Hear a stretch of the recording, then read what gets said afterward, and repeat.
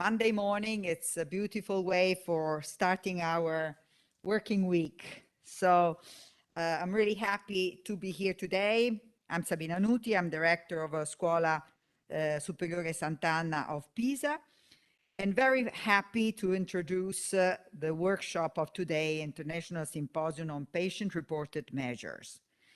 This symposium, it's an important moment for sharing the results that we have achieved with this really challenging project regarding using PREMS measures in a sharing process and working together Italy and Latvia. And this is a good day to discuss what are the results and what we can do further on, how we can carry out the research that we started and we carried out in these last 2 years. This project started in October of 2 years ago in 2019, in a period pre-COVID, pre-pandemia, and we thought that this type of project could be quite easy, that we could meet each other quite often, and this has been really very difficult. But I want really to thank the Italian team and the Latvian team that were able to carry out the project even with this situation. And it's quite interesting that the experience of PREMS went on also in this really challenging period for all the world and for our countries of pandemia. The families, the patients' families continue to answer to this survey and allowed us to have really interesting points to think about the patient perspective in this incredible and new situation for all our healthcare systems. So I would like to thank the Italian part. So first of all, Ilaria Corazza, that was the leader of this group. She's here sitting next to me in Scuola Sant'Anna, but also Mimo Cerasuolo and all the researchers of the MES lab that really worked hard for this project. And of course, really thanks a lot to the Latvia group of researchers. So I would just like to think about some names, but I know that the group was much larger. Thanks to Cristina Clavina, sorry if I'm not spelling in the right way your names, or Santa Pidava, Ilse Liebina, Valls, Abols, Vita Steina, all really committed to this project, and it was a pleasure to work together.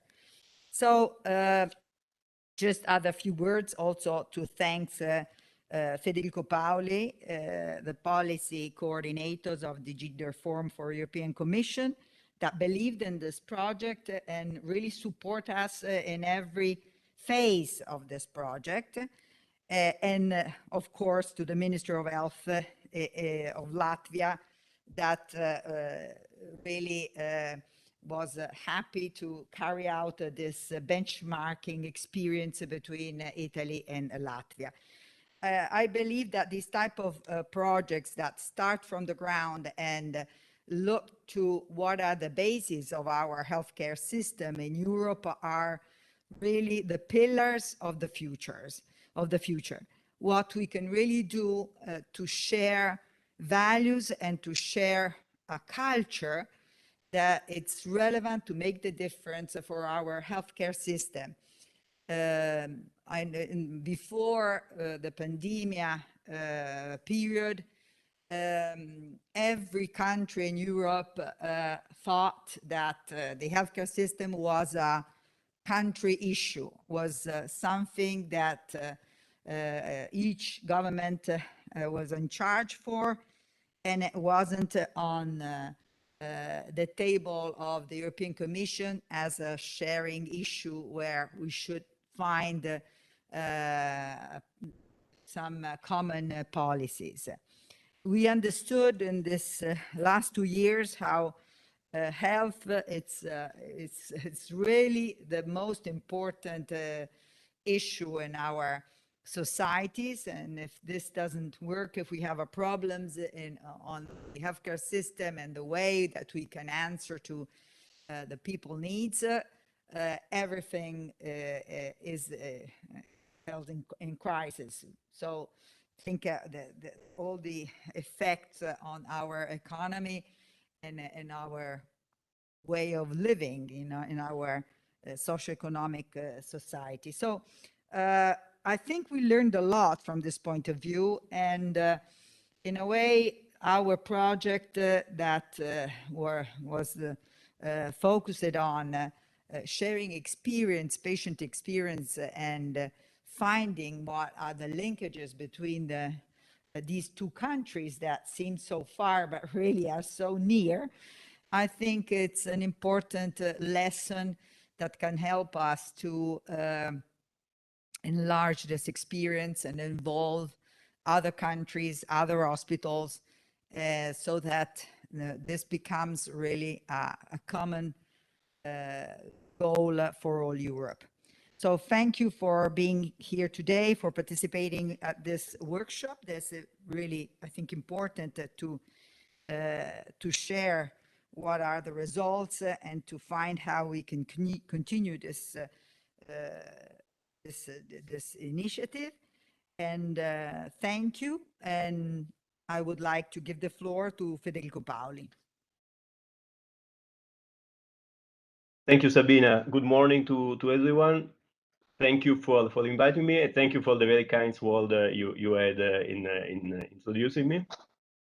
I'm not going to say anything about the importance of patient reported experience measures or PREMS, because many people will do it much better later on. Just a couple of words about this project. I mean, this today is the final event of the project of providing technical support to Latvia for defining a PREM system that we did together with the University Scuola Superiore Sant'Anna. And it's when we have this kind of event at the close, at the end of the project, these are usually very good occasions to make the point. I mean, to see what we have done so far, what other people, other experts, other institutions across Europe do, and what's out there, and how can we move on together? Because it's the end of the project, is not the end of the process, clearly. It's one step in the definition of the PREMS system in Latvia, in Italy, in other countries. This will be mainly a good occasion to share experiences, as I said, so to confront with other countries, to confront with other people who are dealing with this topic, and we will have experts from Finland, from the UK, from Slovenia, from Italy. We have Professor Nick Lasinger from OECD, who can cover a very broad spectrum of countries engaged with this topic and this challenge. So this will be a very good occasion. I'm not going to say how fun, how pleasant and challenging and stimulating was working on this project in the last couple of years. It was, so believe me. I also want to join Sabina in thank all the people who made it possible, and I agree that it was when we designed the project a couple of years, a bit more than 2 years ago, we had no idea of how the situation would have evolved. And it was clearly, as we all know, it was difficult to adapt and to take into account the new restrictions imposed by the COVID pandemics. it was also, if I can put it this way, it was also an opportunity for the project, because we all saw that the additional challenges brought by the pandemics made it more evident and more clear how important it is to assess, to see how patients experience the health system. So it was more difficult, but it was clear that it was what we had to do. So that's a very good point that I take home from this project. So having said that, I also express a very big thank to the Latvian team, to Christine, to Santa, Ilse, Evia, Vals, and the rest of the team, who has been very committed for all this period.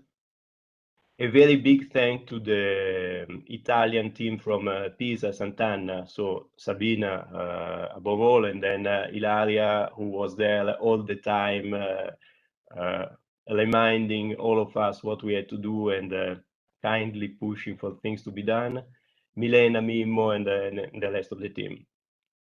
I'm not going to take more time from this. I'm sure that today is going to be a very interesting discussion, a very interesting moment to share views and to learn from each other. So good work to everyone, and enjoy the symposium. Thank you.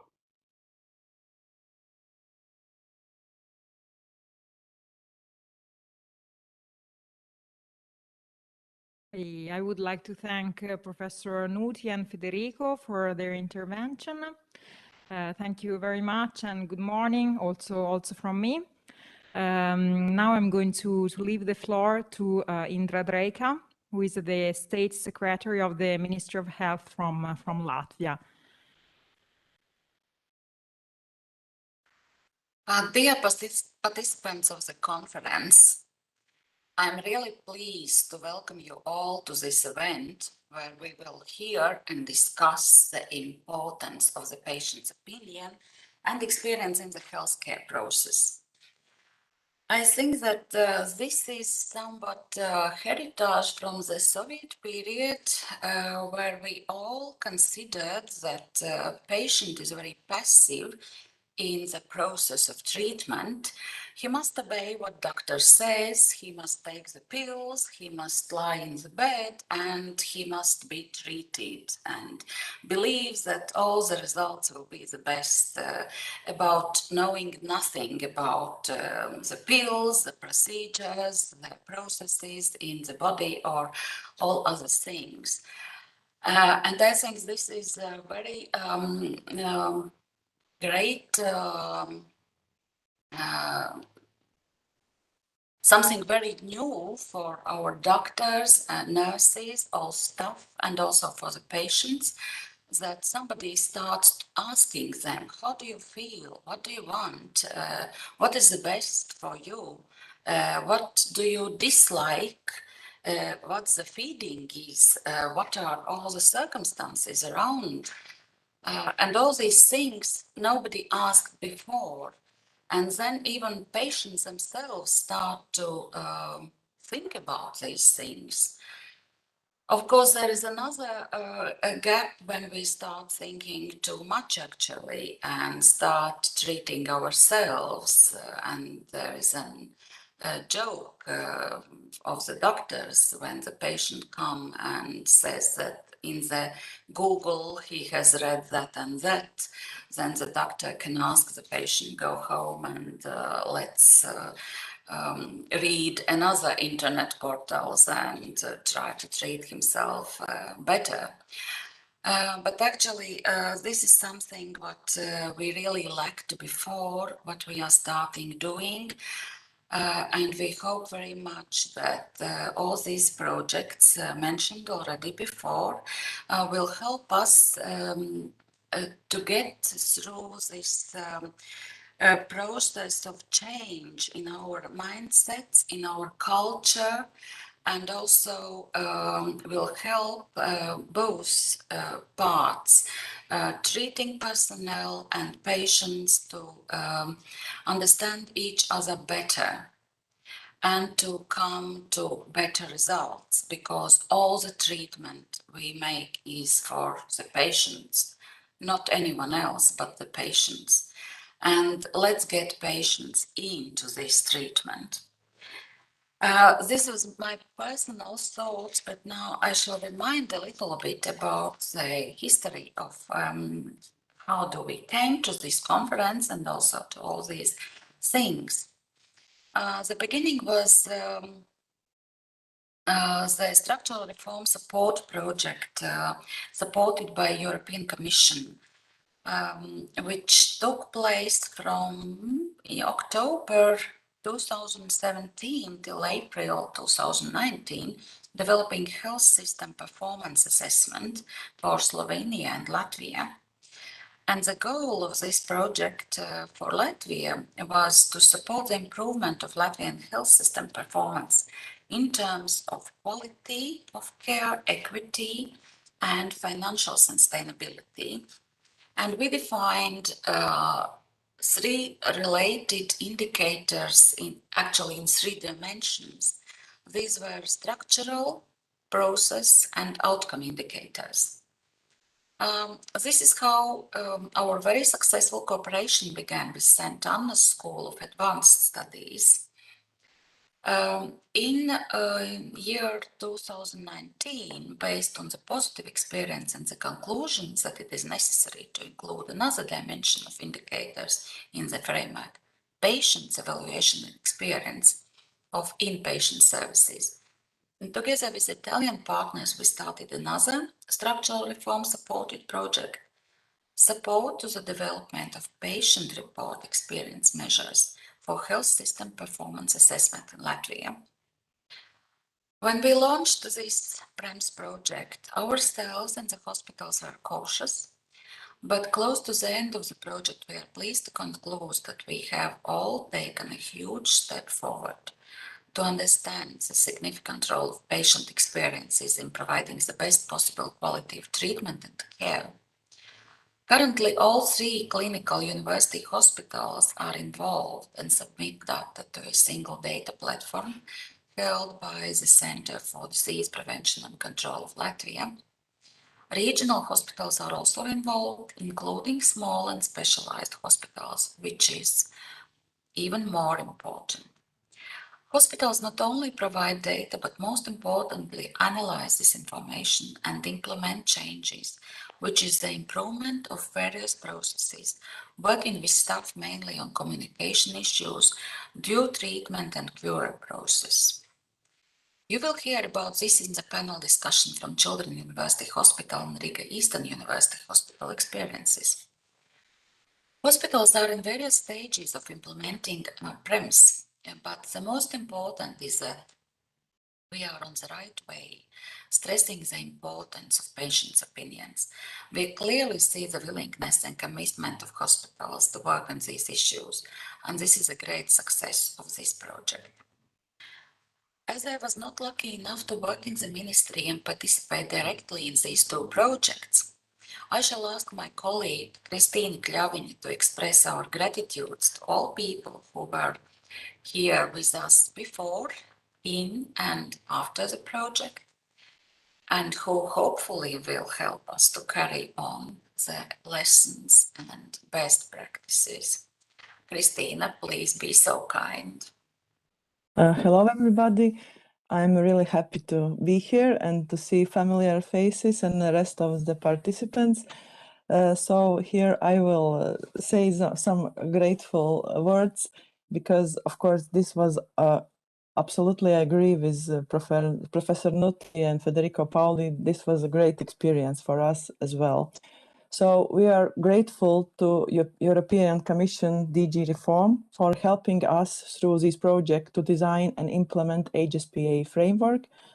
And a PREMS project, special thanks to Federico Paoli for his great support during the implementation of both these projects.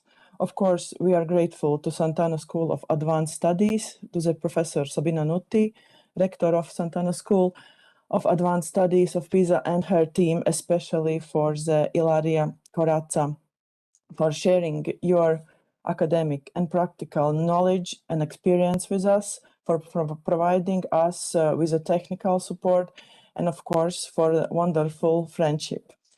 As well, many thanks to the Center of Disease Prevention and Control of Latvia, especially for our colleagues Santa Pildava and Ilze Liepiņa, for their ability and great enthusiasm to introduce such a new and innovative tool for improving the quality of healthcare in Latvia and focusing on the need experience of patients.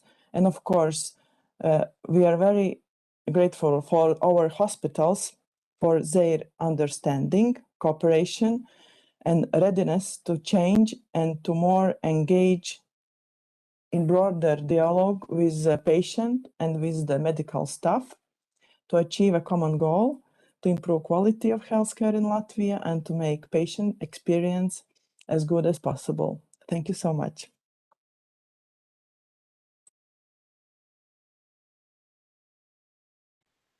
Thank you very much, Indra. Thank you, Christine. It's very good that we can have this moment together. Of course, we hope we could organize this moment in presence here in Italy and have you all here with us. It was not possible because of COVID, but we are happy that we could arrange this moment together. It's a celebratory moment for the end of this nice project. Okay, next session is about sharing international experiences on the use of patient-reported measures. We have our very nice guests, Professor Klasinga from OECD. We have Chris Graham with us from Picker Institute, Europe. We have Professor Vitanen from Finland, and also Professor Lang from Swansea University. I think we can start with this first session of this symposium on patient-reported measures. And I leave the floor to Professor Klasinga, inviting him to share his slides presentation. Thank you. Thank you very much, and good morning, everybody. It's a pleasure to contribute to this celebrating symposium on patient-reported experiences measures from the perspective of the OECD. My name is Nhs Klasinga. I'm the strategic lead for healthcare quality and outcomes at the Organization for Economic Cooperation and Development in Paris. And I'm very pleased to see that well, first, the project, the support project in Latvia has been successful. Also to see that you were able to put emphasis on the importance of patient-reported experience measures. Because as Professor Muti said at the very beginning, this is a kind of cornerstone of improving the performance of systems, and especially when systems are under external pressure, as they are at the moment during COVID-19, it is very important that there is a direct communication between citizens and patients as users of the system and the providers in the system. That communication is key in building trust, and we won't be able to keep our systems functioning, keeping our healthcare systems functioning under the pressure it experiences at the moment when there is not a basis of trust. So I was very pleased to see that despite the pressures and the challenges, you made a priority of measuring experiences. It's from this perspective that I'm happy to share with you the work that the OECD has been doing with the member states over the past 15 to 20 years. And of course, it will be in bird's eye overview, but it will show that the work you're doing in Latvia fits in the broader picture of healthcare systems being more sensitive to the opinions and the input of citizens and patients. The OECD has been involved in patient-reported experiences measures already for several decades, and actually measuring the experience of users of healthcare services and is one of the key components of the original framework that the OECD is using for health system performance. And that has been in place already since 2005. It has been changed a little bit over time, but in essence, it's a component. That also means that since around 2005, the Healthcare Quality and Outcome Committee of the OECD has been very active in making an inventory of national initiatives. And of course, there are a lot of local initiatives of individual hospitals. The OECD is really focusing on national initiatives where in a systematic way, data on patient experiences are collected and reported. Many of these initiatives in the early 2000s are based on the work of the Picker Institute, and was happy to see that the next speaker will present that. We did a lot of work with Angelique Coulter in the time. And there is a strong link with the work of the Commonwealth Fund, a US-based organization that in the past 15 years has been doing surveys among users of healthcare services in a systematic way. And actually many of the OECD questions and the PREMs are based on the work of the Commonwealth Fund. There's been a lot of common research of validating, and we have been expanding the use of these PREMs indicators to broader sets of countries than the ones that are participating in the Commonwealth Fund programs. This has resulted in a set of principles about developing patient-reported experience measures already in 2010. And I will come back to those principles in just a moment, because I think they're relevant, still relevant for the discussion we have today. A lot of standardized data collection efforts and reporting of patient-reported experiences measured has been going on. And there is a report from 2017 from the OECD that captures what was going on at that very moment. And actually, there is a systematic reporting in our flagship publication, Health at a Glance. And the latest was reported 2 weeks ago, which contains patient-reported experiences measures between countries on both the domains of quality of care, which is still the main focus, but also questions on access to healthcare.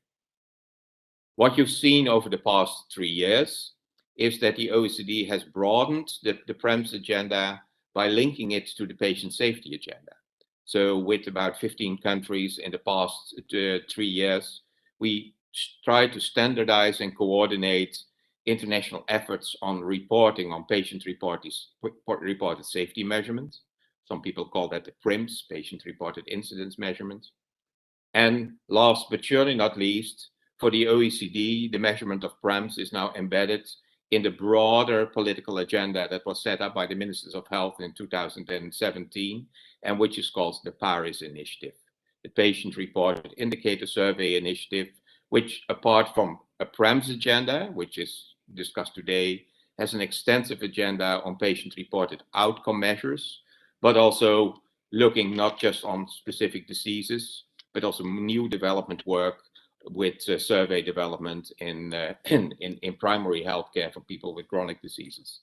So there's a long history of PREMS at the OECD. As I said, it's embedded in the framework. So if you look at the data that are presented in Health at a Glance, you will see that apart of lots of statistics on health of populations, the non-healthcare determinants of health, when you look at the actual performance of the services, we not only look at the effectiveness of services and the safety of services, but try to capture also the responsiveness and the patient-centeredness of services. And PREMs are one of the main instruments of doing that. In 2017, this report was released. It's a health working paper. First author is my colleague Ria Fujisawa. And it basically provides an overview of the measuring of patient experiences in OECD member states at that moment in time. I'll just refer to that. It's downloadable. So if people want to read the overview as it stands in 2017, this report is still very helpful to getting a good impression. As I said, in 2010, the working groups of the OECD came up with a set of principles of developing PREMs. And I find it useful for today's seminar just to go over them again. The first one is that patient measurement should be patient-based. That seems obvious, but that means that surveys and instruments should be developed with the patients themselves. It's impossible for healthcare providers to come up with the right surveys, the right questions. So in many national programs, only surveys and tools of PROMs are allowed that are developed together with and with input of patients. Secondly, a very important one, the goal of the measurement should be clear. How does the measurement of patient experiences fit in a broader quality cycle? And there it really makes a difference whether you have a national initiative with population-based data, whether you have a hospital-based initiative in a series of hospitals, like where we reported from Latvia today, or whether there's a series of measurement in primary care centers or an individual center to improve their own care. So setting the goals and the focus is an important element in determining what are potentially actionable PREMs.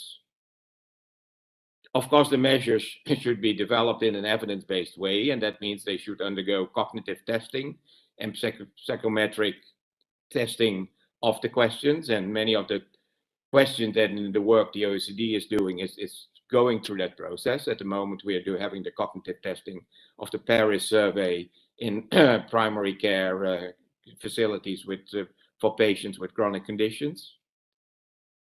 Principle 4, the actual measurement and analysis should be standardized. How are you distributing the information? How do you collect it? Is it online, like what Latvia has been doing, or is it in the paper survey?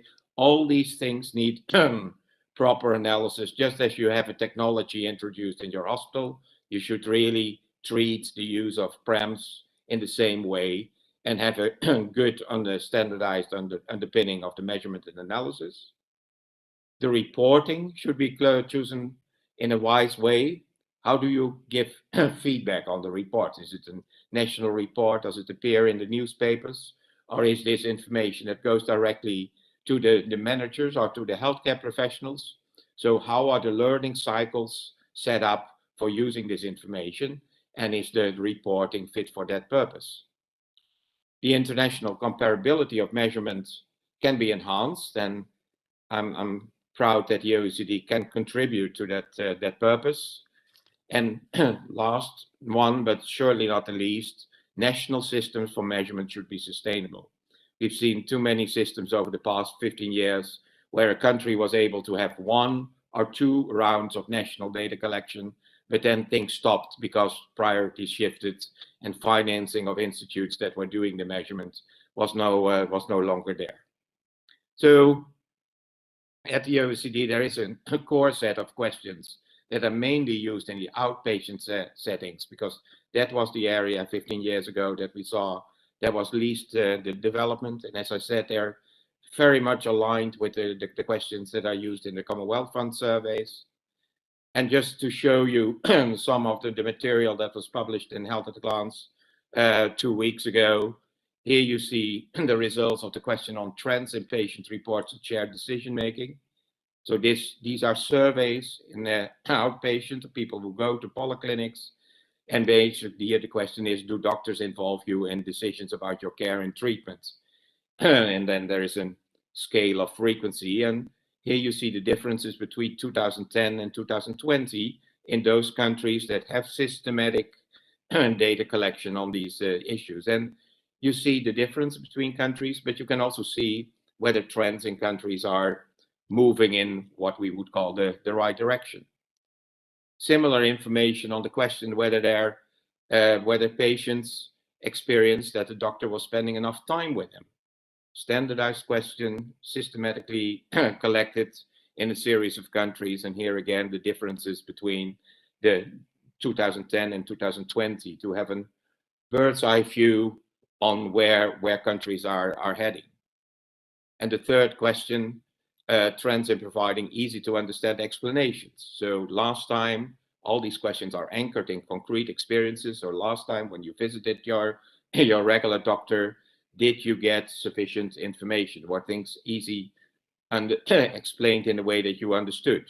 And here again, you also can see that given the fact that this is done now for almost 2 decades, we can see the changes over time. To give some examples of the embedding of PREMS and patient safety work, and this is rather new. We have a new group of countries where we now standardized questions on patient safety are posed. These are the results of the questions on whether patient experienced medication-related mistakes. In 2020 are the latest year of reporting. And you see the percentages. And you see that most of those surveys are done in the general population. Only you see here also the data from Poland, where it's done in hospital population. And this is another question which comes from those surveys, patient-reported medical mistakes in the general population, and the data from 3 countries, Canada, Estonia, and Poland, in a series of hospitals. I was sharing this with you to show that the experiences in Latvia are really fitting in this broader picture, and I hope they will over time be broadened. Just to close off, if you collect data on a national level in a population-based survey, of course, it's important that you keep in mind what the overall goal is. So I said it makes a difference whether we're speaking about population-based PREM surveys, hospital-based PREM surveys, specific PREMs for primary care settings.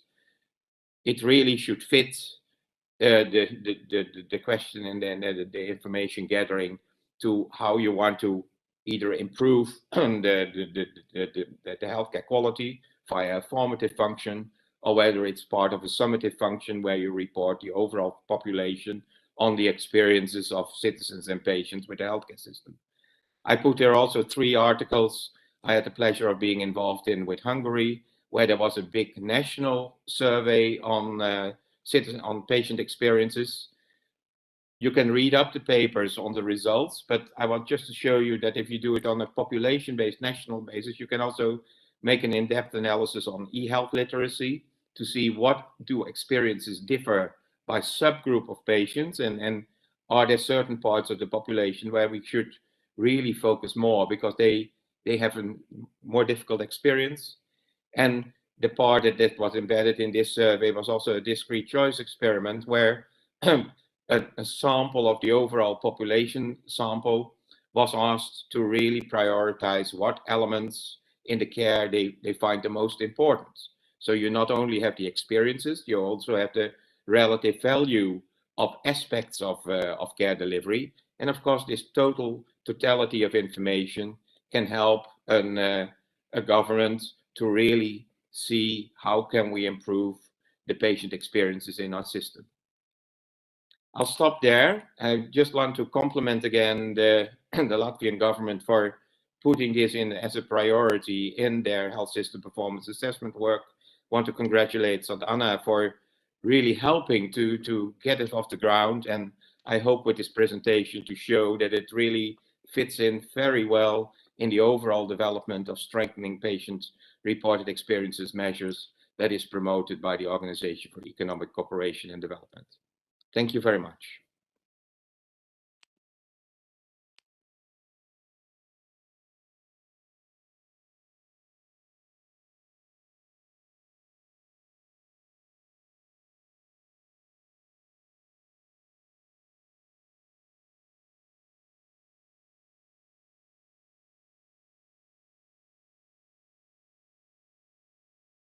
Ilaria, maybe your microphone is muted because remotely we cannot hear you. Thank you. Thank you, Milena. Sorry. Okay, thank you. Thank you very much, Professor Klasinga, for your nice presentation. I would like to leave the floor to people who would like to ask questions to you.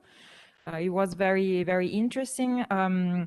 I would invite all the participants via WebEx or here in the room, but we have also many people who are attending the meeting via YouTube Live to ask some questions.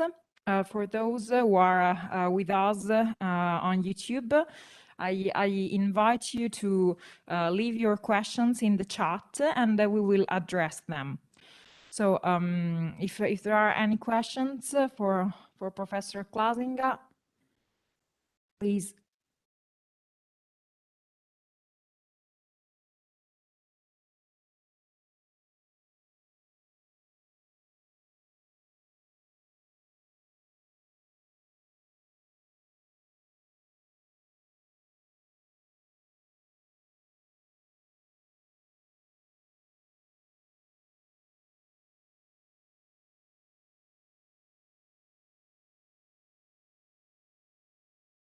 Okay, we have a question from here. Francesca, who is a postdoc research fellow, would like to ask you a question. Please, Francesca. So first of all, thank you for the presentation. It was very interesting as always. I had the chance to have other occasion to hear from you, so thank you again. I was curious, I don't know if it's a question for you, but maybe just a curiosity. If it is a next step to include some indicators from the Latvia experience inside the at-a-glance report, if there is always already, an idea of how to do it, if it's feasible. This was my curiosity. Thank you, and thanks for the question. Of course, welcome to see whether the work in Latvia can also be included in the in the work of the OECD, and I know there are already links there. I think what is important to know is that that's what I showed. The international comparisons that we do are based on outpatient data, and that the rationale for that is that the questions are anchored in the work of the Commonwealth Funds, their surveying, and that's in a broader population. So that work is in the outpatient, but we do report, and we have been reporting in the past, answers to similar questions that then came from the hospital-based population. So happy to see the alignment of your questions. If those are the same questions, they are answered with the same methodology and reported upon. Happy to see that. And the other area is, of course, the work on patient safety, where you saw that in many countries, I know, especially also in the Baltic countries, the most logical place to start with is the hospital. So we're surely open for that to also do that. But so happy to see how we can maximize the use of what Latvia is doing. I just wanted to show you that it's one step to start with a group of hospitals, bottom up, to measure. It's very good to see whether you can embed it in a broader systematic measurements, also on a national level. And yeah, again, happy to see how both the hospital-based work, the outpatient work, and also the Paris agenda that we're presently evolving, how to maximize the input from Latvia. Thank you for your question. Thank you very much. I think Professor Bagneri raised her hand. Yes, thank you very much, Nick, because it was a nice and interesting presentation. What impressed me are numbers, because as you've shown, there are also many differences across countries. No, there is the picture, the graph in which you show the medical error perceived by population from 3 to 12%. It's 4 times the differences between countries. So I know that the more data you are providing, the more question, there is, and the curiosity were born also looking at numbers. So I don't know if the OECD is also promoting, or when you show and share data between countries, there is also a discussion on what there is behind, these data or these differences. Thank you very much for your presentation again. Thanks, Milena. Thanks for the question. And the answer is, of course, yes. And especially the data on patient-reported safety measurements. Of course, I show this because I just show you the figure, but there's a lot of tests and text around it, and a lot of small marks that this is a sample here, this is not representative there. But we saw that building on the body of knowledge, which is there on-premise, this was an area where we could really capitalize. And I said we have now about 15 countries doing that, because we see a growing number of countries have similar surveys systematically on patient safety as reported by patients in their system. So then what we try to do in these working groups is to see what are the common questions. Can they be standardized in such a way that they are really comparable? And yeah, you get a learning exercise, and especially with those data, especially in the first round of data collection, be very careful with making an inference with what high means and low means. We saw similar things in the data collection of clinical safety, where the first years it just opens up the debate. And it meant in some countries that experience that they were higher, they really started kind of national audits or looking in depth. Why is it that this is higher in our country? So I fully agree with you. I wouldn't make any inference from here saying this country is safer than the other. On the contrary, but I see countries that start using patients systematically as a source of information, of learning what is there. It's the start of a dialogue. And in some countries, it might be a cultural issue. You see the big differences between countries of Poland and Sweden. Well, the low percentages in Sweden have probably to do with the expectations of the public, what they expect. And the data in Poland have far more to do with well, what was mentioned by the Secretary of State from Latvia, but the cultural acceptance. So yes, you always have to put it in context, but I'm very happy that we have groups of countries that are willing to work together internationally. And by the way, the PRIMS work was actually supported by the EU. It was one of the things where they asked the OECD to work on. So in that way, similar, you are able to get comparative information, but not to get the absolute numbers, but to start a dialogue and trying to understand what does it mean and linking it to your own learning exercises. So those countries that have a national patient safety program have already the clinical data on safety actions, can complement that with the information which is provided by the patients. And just to tell the whole story, I have a similar program running with groups of countries on patient safety culture among healthcare personnel. So ideally, you'd try to get a triangulation of the opinions of the personnel, of the patients, and the clinical measures. And as I said at the very beginning, especially in times of COVID, I'm extremely happy that we're able to push these programs and keep them going instead of countries saying, let's stop measuring, we don't have time. Because communicating about it is really key and it's fundamental for creating trust in your system, which is needed.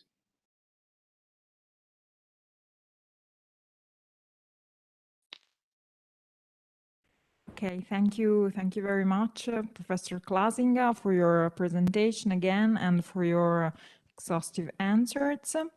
I don't know if there are other questions for you, maybe from the YouTube chat. No, so I think we can move to our next presentation. We have now Chris Graham from Pickering Institute Europe, and I would invite you to share your slides. Thank you.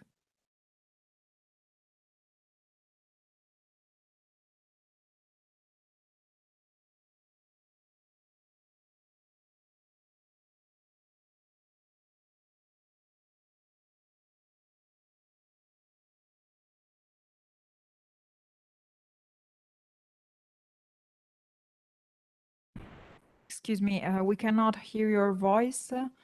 I think your microphone is muted. Thank you very much. Sorry, I'm not used to Okay, WebEx. now we My can hear you apologies. very well. I thank you all for your forbearance and patience as I try to master this new technology. A year and a half of online conferences apparently has not been enough for some. Thank you all for being here today, and thank you very much to Sant'Irana and the Latvian government for inviting me to attend. I'm delighted to be here speaking about patient experience in the UK, and particularly in England, as we do have different approaches across the countries of the United Kingdom. To introduce myself briefly, my name is Chris Graham. I am the Chief Executive of the Picker Institute. We're a charity based in Oxford. We work worldwide. We have a vision of the highest quality person-centered care for all, always.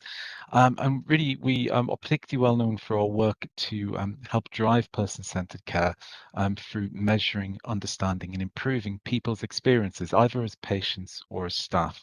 We work to influence policymakers and practitioners, to inspire providers and professionals, and to empower staff on the front line to improve experiences through effectively measuring and acting on what people say about their care. Today, I want to talk about three things. I want to talk about our experiences in England. Firstly, around the history and development of survey approaches and patient experience measurement in England, and both how it's come about. I want to show that there are political, social, and quality drivers for it, and what aims and objectives those drivers create. And then I want to talk about how the current approaches to measurement exemplify those aims and objectives, and briefly show some of the data that they cover. Then I think what will be really interesting is to talk about where we still have challenges, barriers, and where there are new horizons to address. We've been measuring patient experience in England for a long time, but I don't think we have a perfect system for doing it. And I want to share some of the challenges that we face today. I'll start with a very, very brief run through of the history of the patient experience measurement approach in England. And as I said, I want to argue that there are political, social and quality drivers that have led to the development of a fairly comprehensive national survey programme. I'm going to talk about activity over about 10 years or so, from the mid-90s to 2008. I'm going to divide this into three chunks. So first of all, I want to look at political factors in the mid-90s. And it's important to understand that in the mid-90s, the UK had a Conservative government for a long period of time, more than 15 years. And the opposition at the time was our left-wing Labour party.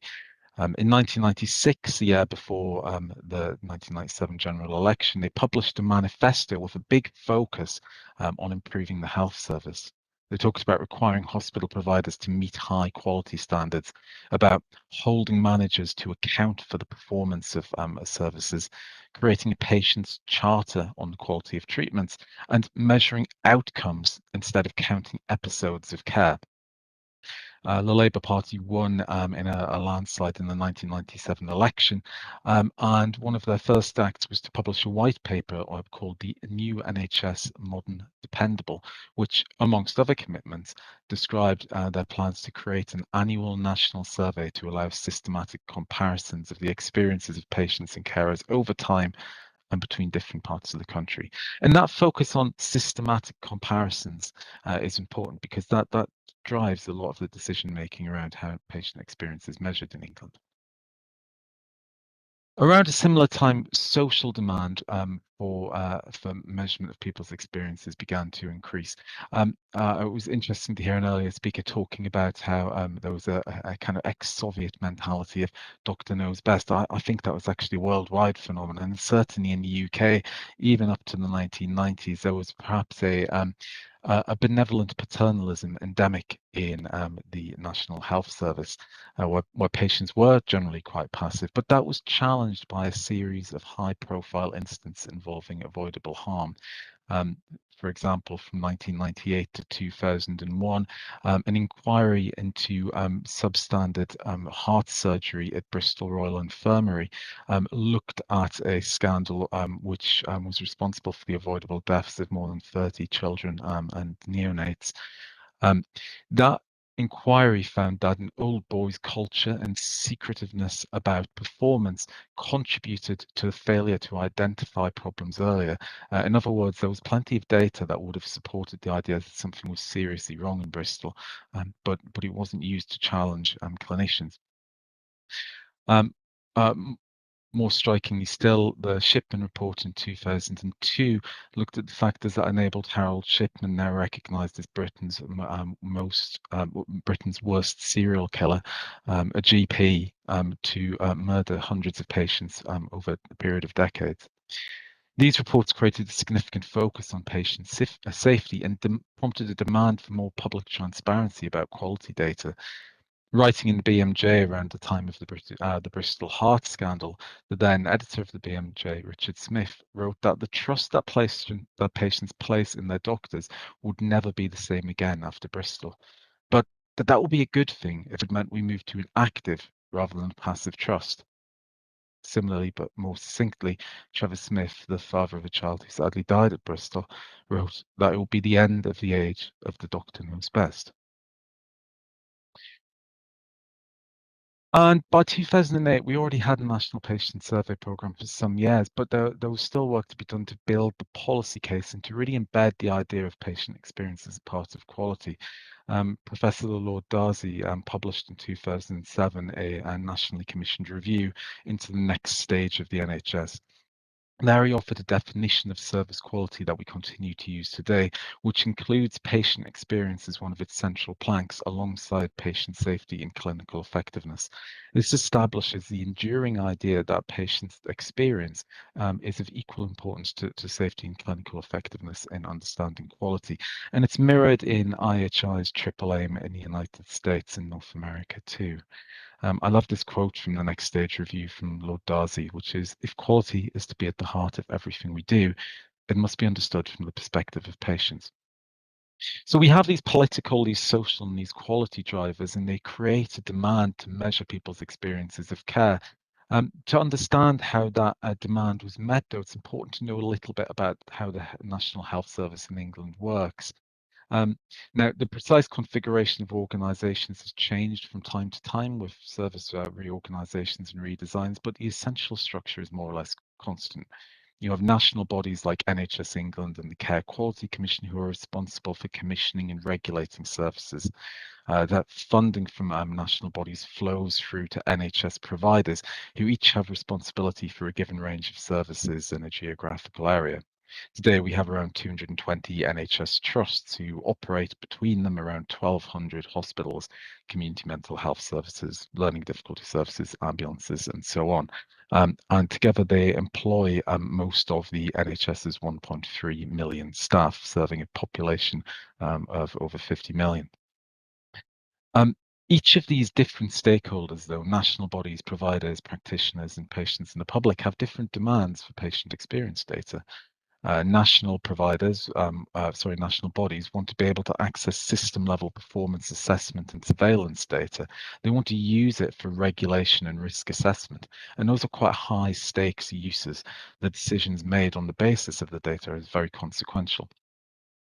Providers want to use it slightly differently. They want to compare themselves to other organizations and over time, they want to benchmark and track performance.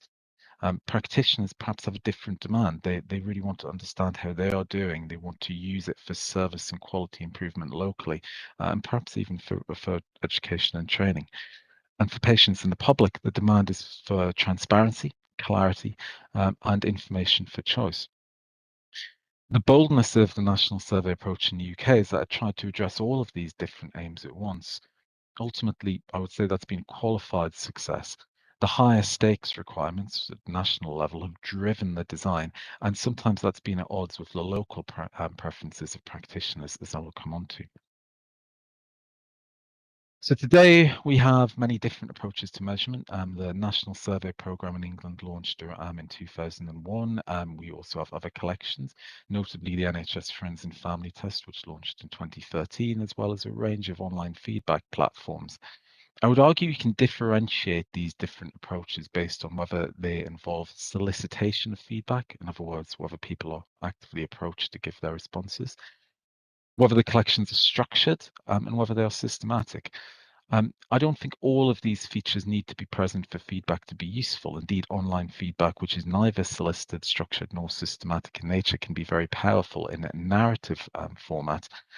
But typically, for high stakes measurement, you need all three of these. You need a measure to be solicited, structured, and systematic to assure that it is representative and comparable. National surveys offer that. The Friends and Family Test, which I will talk about in a little bit, offers some of that. It is solicited, semi-structured, but not systematic. I mentioned the National Survey Programme has been running since 2001 and is designed to address those high-stakes measurement requirements of national bodies. It thus has several common features that are intended to support risk assessment and surveillance use. So first of all, each of the surveys is centrally designed and reported. Most of them are devolved in their administration, which means providers collect data to an agreed specification. That ensures comparability both between providers and over time. They also use probability or pseudo-probability sampling methods with large sample sizes to ensure the representativeness and the reliability of data for local providers. The questionnaires are designed with input from patients, professionals, and policymakers to ensure they measure what matters, and that reflects the OECD principle around designing with input from users. In most cases, the methodology involves paper questionnaires being posted to patients, although increasingly online response is offered. The aim here is to maximise coverage and to ensure universal access, particularly in the NHS, where often the only contact details held for people are their postal addresses. And there are multiple reporting formats tailored to different audiences. That's intended to address the different informational needs of national bodies, providers, patients, and the public. There are now a very wide range of national surveys that are being conducted. This slide just summarises that breadth, the ones highlighted in bold or active ongoing collections. You can see they include national surveys around cancer experiences, children's care, mental health services, emergency departments, and inpatient services. We also have an annual national staff survey. To talk about any of these in detail really go beyond the scope of this presentation, but just to highlight the NHS Inpatient Survey as a good example. This in 2020 involved 137 NHS trusts or NHS providers. Each sampled 1,250 patients as consecutive discharges from the end of November. And in total, the survey received over 73,000 responses, so it's very large scale. Broadly, the results are positive. For example, 3/4 of patients always understood doctors' answers to important questions, and 85% said they were always treated with respect and dignity. But the survey does continue to surface problems in NHS provision. For example, 1 in 4 people don't feel staff involvement in decisions about leaving hospital, and only 28% of people are told about medicine side effects. That one's particularly concerning because we know from work elsewhere that patients who don't know about medicine side effects are at roughly twice the risk of suffering a drug adverse event after leaving hospital. And the reporting for the inpatient survey uses a range of formats. On the left-hand side here, you can see the technical statistical release for the survey, a very, very long, very dry document, which I think is aimed at national readers and policymakers. On the top right, you see the polar opposite of that in the patient reporting, which boils down the data into individual scores for sections and a very, very simple comparison for the trusts. I'm not sure this is quite the right level of detail for patients, but it's intended to be accessible. And thirdly, in the bottom right here, you have benchmark reports for providers, which aim to show them how they compare to other organisations, adopting a degree of statistical testing to flag real and insignificant changes. By contrast, we also have less systematic collections. The Friends and Family Test was launched in 2013. It includes a single overall rating question shown here on screen. There's no standardized methodology that can be collected in person, face-to-face, by telephone, by text message, online, by post, whatever. Originally, this was intended to provide a single quality measure, but I think it's fair to say it was a failure in that regard. There was significant mode effects and differences in responses by how people completed the survey. And providers are now encouraged to focus on written feedback rather than the quantitative data, partly because it demonstrates a problem that is often shown in collections where there are high-level overarching questions. The results are uniformly positive. And this slide shows recent inpatient data for the Friends and Family Test. This is data from September 2021. This chart shows one column for each provider of 158.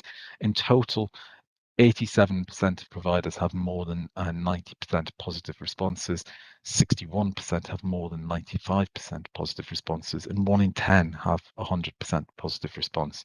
It's very difficult to use that data for service improvement in any meaningful way. Indeed, I think it really only serves to reinforce the status quo, because the message is everything is working well. But everything is not perfect in patient experience measurement in England. We have several challenges. First of all, frustration for me, having been involved in this for many years now, is that often we don't see improvement off the back of measurement. We have seen that where we have longitudinal surveys collecting data over time, we often see very static trends like this, questions simply not improving at a national level. The simple takeaway is that simply providing feedback does not automatically have a positive effect on quality standards, to quote Anna Ducossi and colleagues. And there may be several reasons for that. Laura Sheard, writing in 2018, argued that there are distinct macro and micro level barriers. At a macro organizational level, she felt that an intense focus on collecting patient experience feedback came at the expense of actually using it for organizational learning or improvement. In other words, a narrow focus on measurement rather than action led to stasis and a lack of change.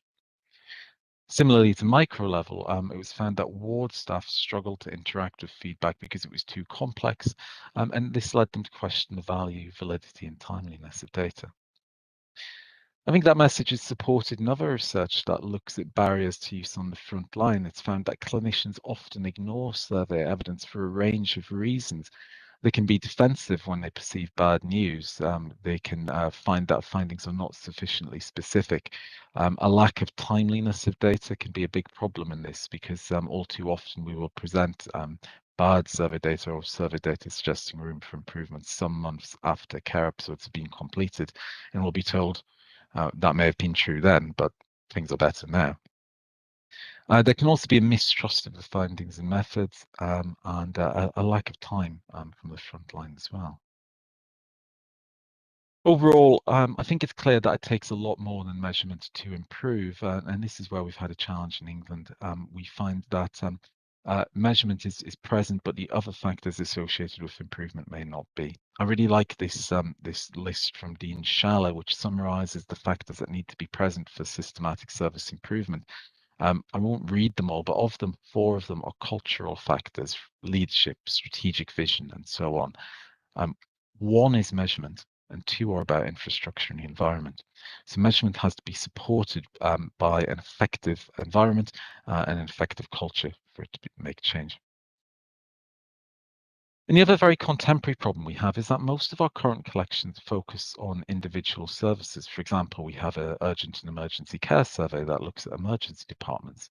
We have a general practice survey that looks at primary care consultations, and that's great. But increasingly, we try to see patient care in terms of integrated services. We look at people and communities as being at the heart of a set of care providers that include not just the NHS, but local authority provision, so social care as well as healthcare, and voluntary community and social enterprise support as well. Patients' pathways through these are often not simple. We can treat them as multi-cursor like mazes, in the sense that there can often be more than one path to choose, and there can be dead ends along the way. Understanding how people transfer between different providers and how their overall experience is built across pathways is complex. At the moment, we're working with NHS England to try and address this through development of an integrated care survey methodology for launch from next year that will look at experiences from both patients and service users, carers and staff. Will involve repeated data collections to track experiences over time, and will focus on the range of services within systems. That is very much a new collection under development. I'm very conscious of time, so I'm going to wrap up very briefly.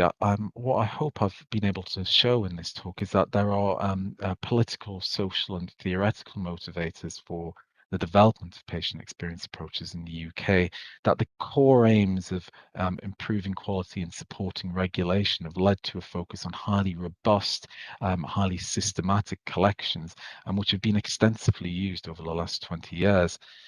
However, the measurement from those, whilst necessary, is not created improvement in and of itself. And there is a further challenge to encourage providers to use data more effectively.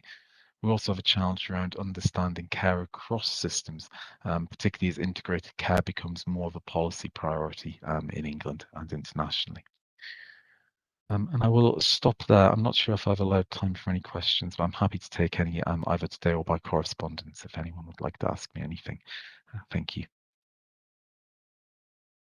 Thank you very much for your presentation. It was very interesting. I'm going to check if there are any questions on YouTube. Otherwise, I don't know if there are questions from WebEx participants or here in the room.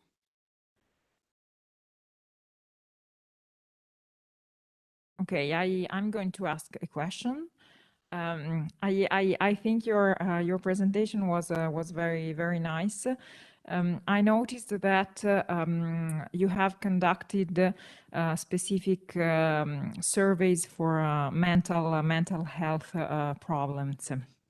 And this is a topic that is of major interest also here at the Nhs laboratory.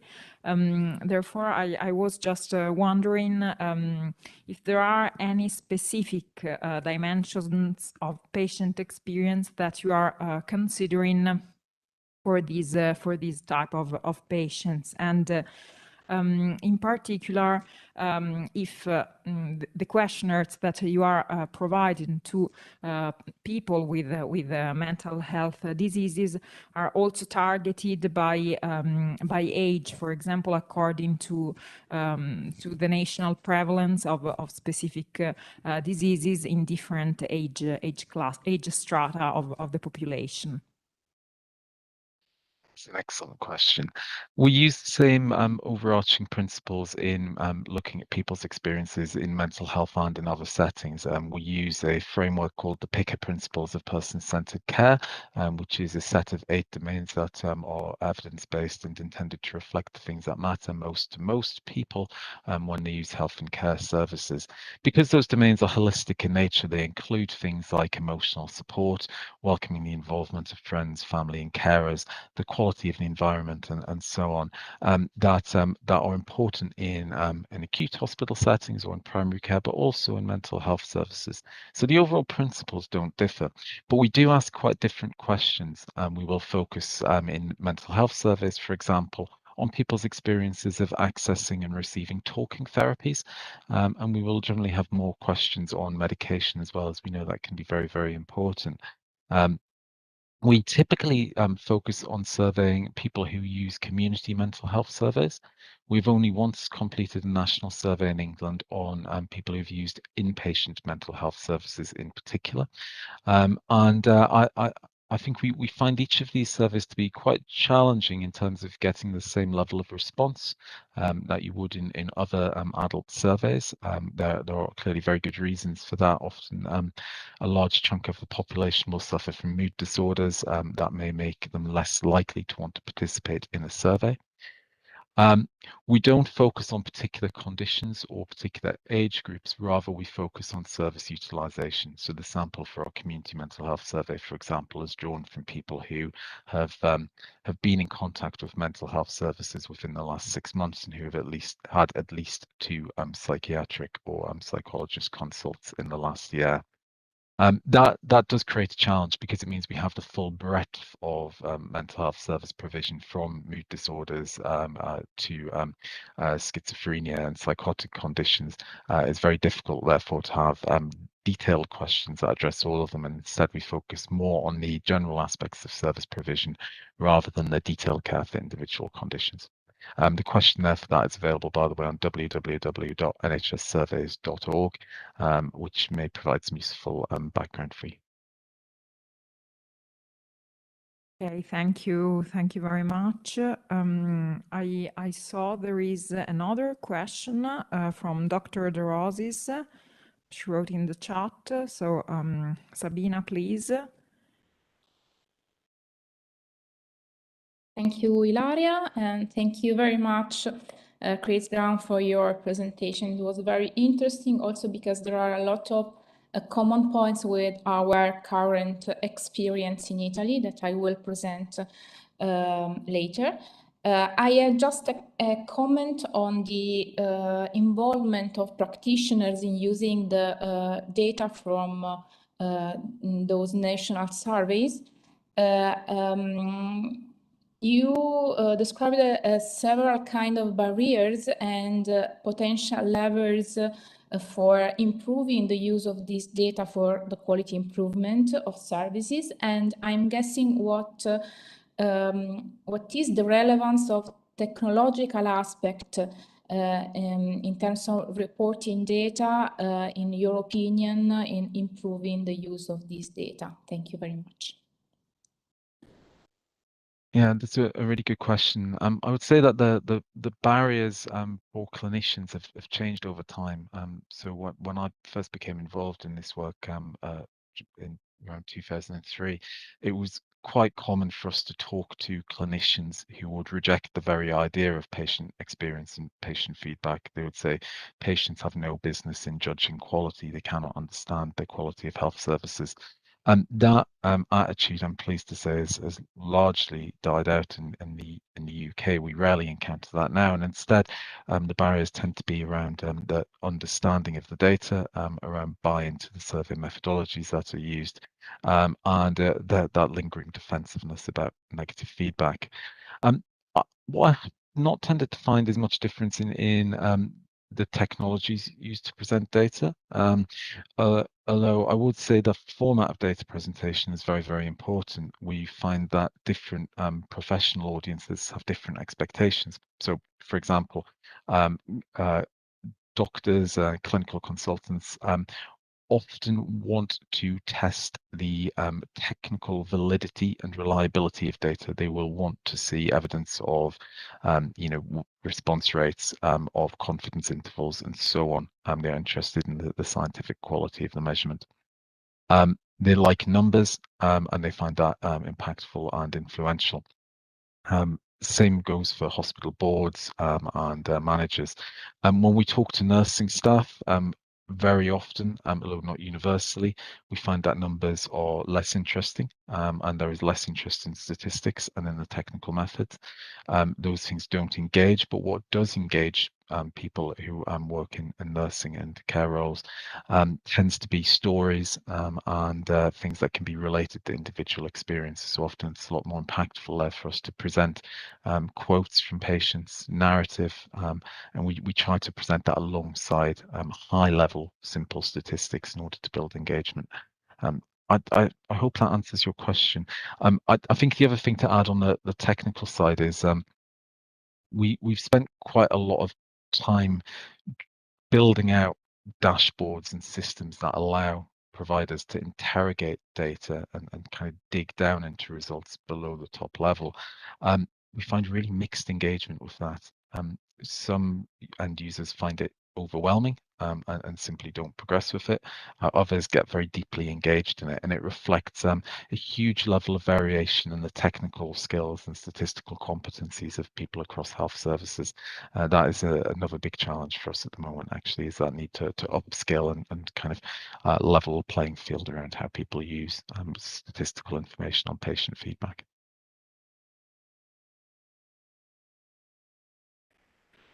Okay, thank you very much. There are two more questions for you.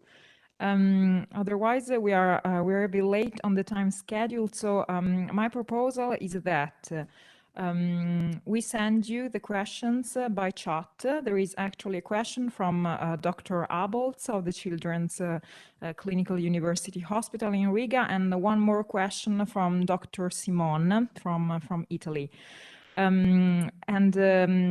Yeah, I think we can address these questions to you by chat, so that we can leave the floor to Professor Viitanen for her presentation. She's going to present Lapsus project from Finland. We are also very, very excited to hear from her. And yeah, I would invite her to share her slides and I would invite Walt and Giorgio to write down their questions for you so that we can move on. Thank you all. Thank you. Can you hear me and see my slides now as well? Yes. Good, thank you. Yes.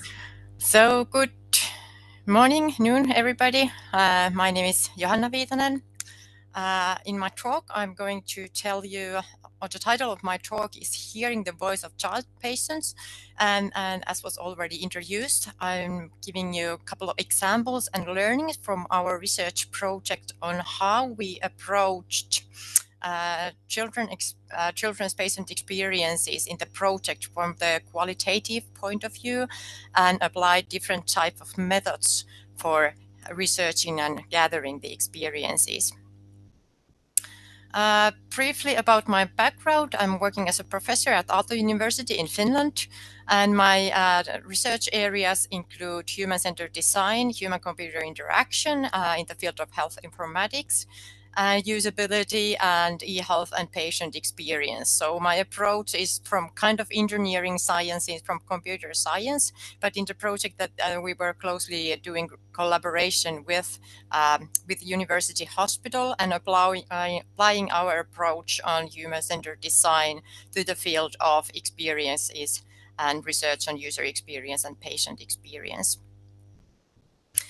So the project I'm going to tell you about is the Lapsus project, which was closely related to the construction of new children's hospital facilities in the capital area of Finland a couple of years ago.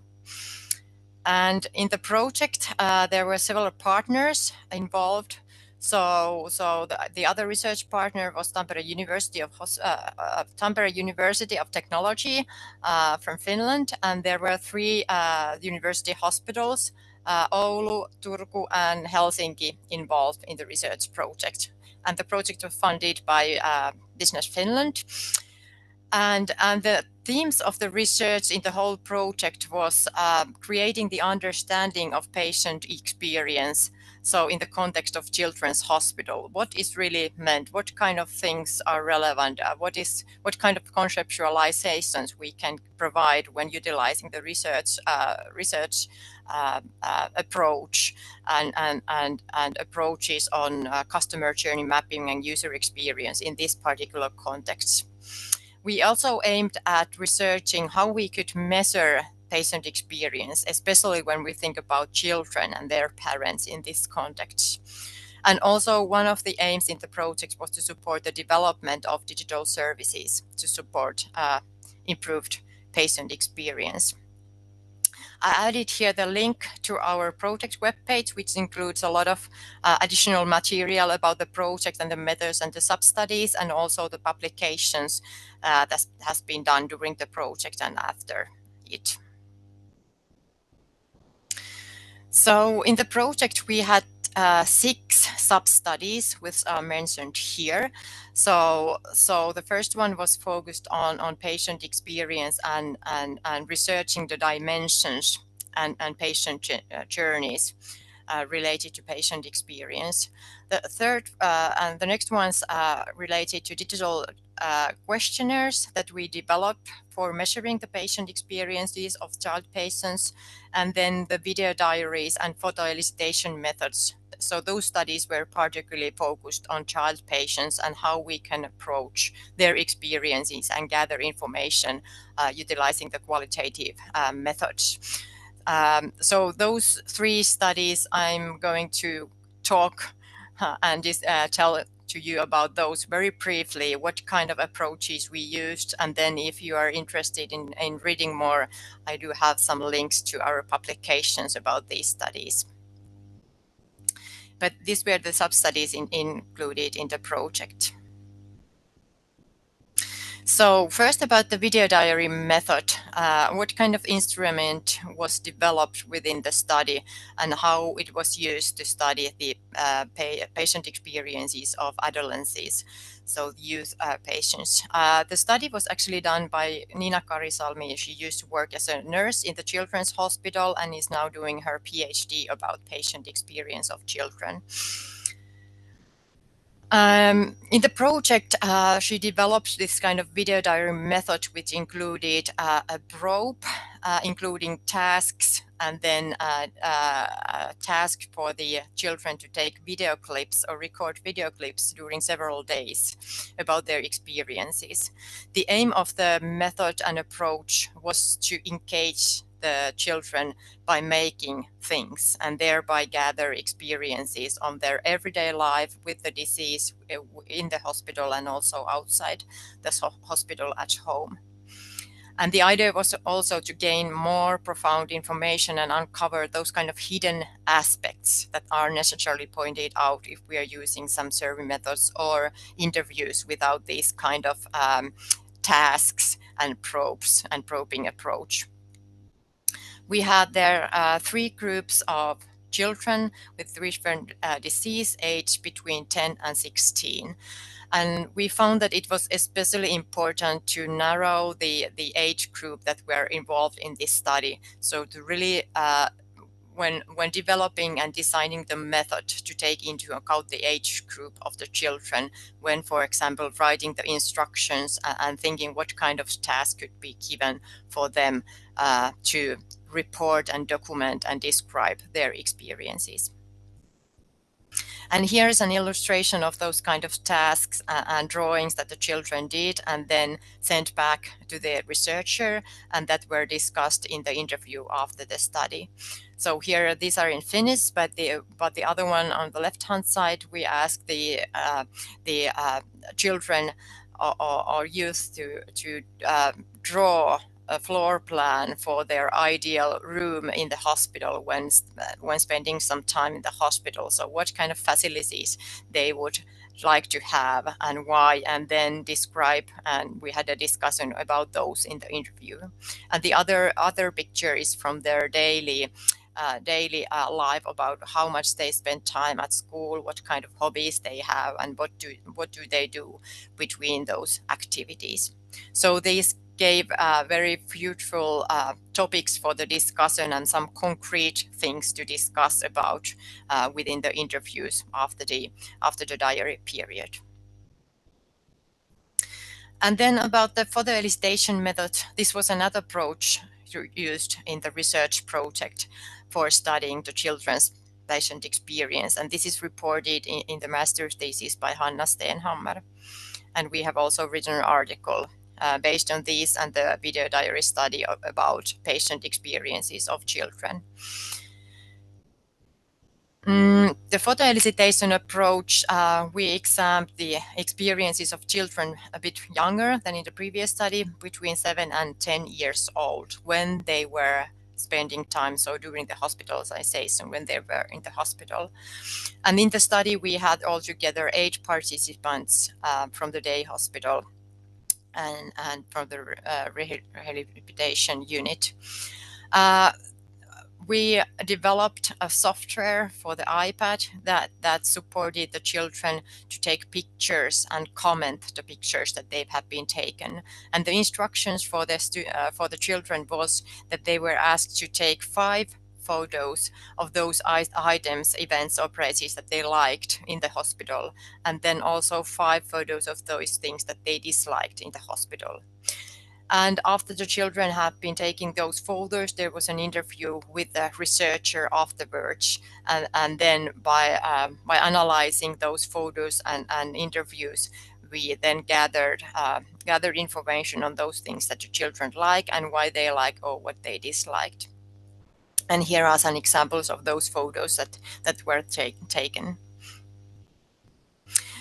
Here's a brief table or overview of those findings that were found. So we grouped the findings based on thematic areas that emerged from the photos and the discussion in the interview, and also then listed positive aspects and negative experiences that were related to each of these aspects. But again, if you're interested in finding more, I recommend you to read the master's thesis work or the article written about this data and the study. I briefly wanted to mention also these digital questionnaires that we developed during the research project for measuring the patient experiences of the parents. So also acknowledging the importance of the parents' viewpoint on experience, and also when thinking about developing the hospital services and understanding the longitudinal journey of the families, parents and the child patients, we wanted to see what kind of things are important and meaningful for them when thinking about this journey with the child patients. So in the questionnaires, the development of the questionnaire or set of questionnaires and statements was very iterative. So we actually started with retrospective interviews, which altogether 24 families with pediatric patients. So those lasted 1.5 hours each. And in the interview, we asked the parents to describe the whole journey from the really beginning of the disease and some symptoms, and then describe what kind of things have emerged during the survey. And by analyzing these interviews, we then utilize this iterative approach when first describing the potential metrics for measuring patient experience that were arrived from the findings from the interviews, and developing the first set of questionnaires with 67 statements.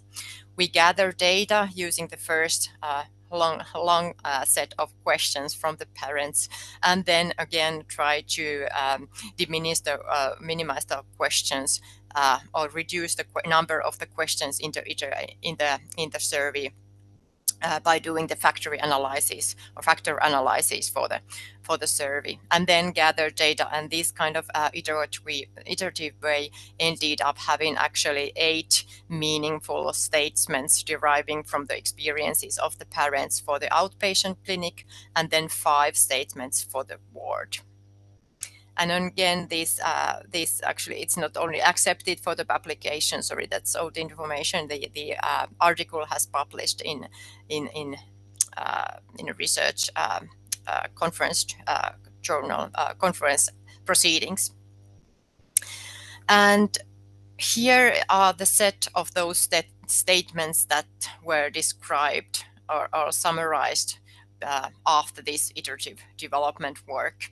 I want to point out that these kind of statements are really driven from the experiences of the parents and the meaningful events that they described that has taken place in their journey with their child being hospitalized and having some chronic disease.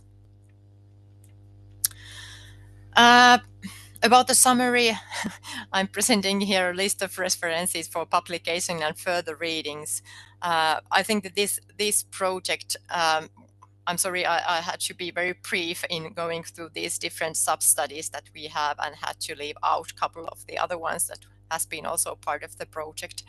But I think the kind of learnings from the project has been the main learnings that when approaching children, it's important to take into account their age, their capabilities of giving feedback or describing their experiences, and try to figure out ways using the research approach on how we can discuss and gather data about their experiences, and then utilize those. What kind of analysis need to be done in order to utilize those in developing the services and providing feedback for the organizations providing these services.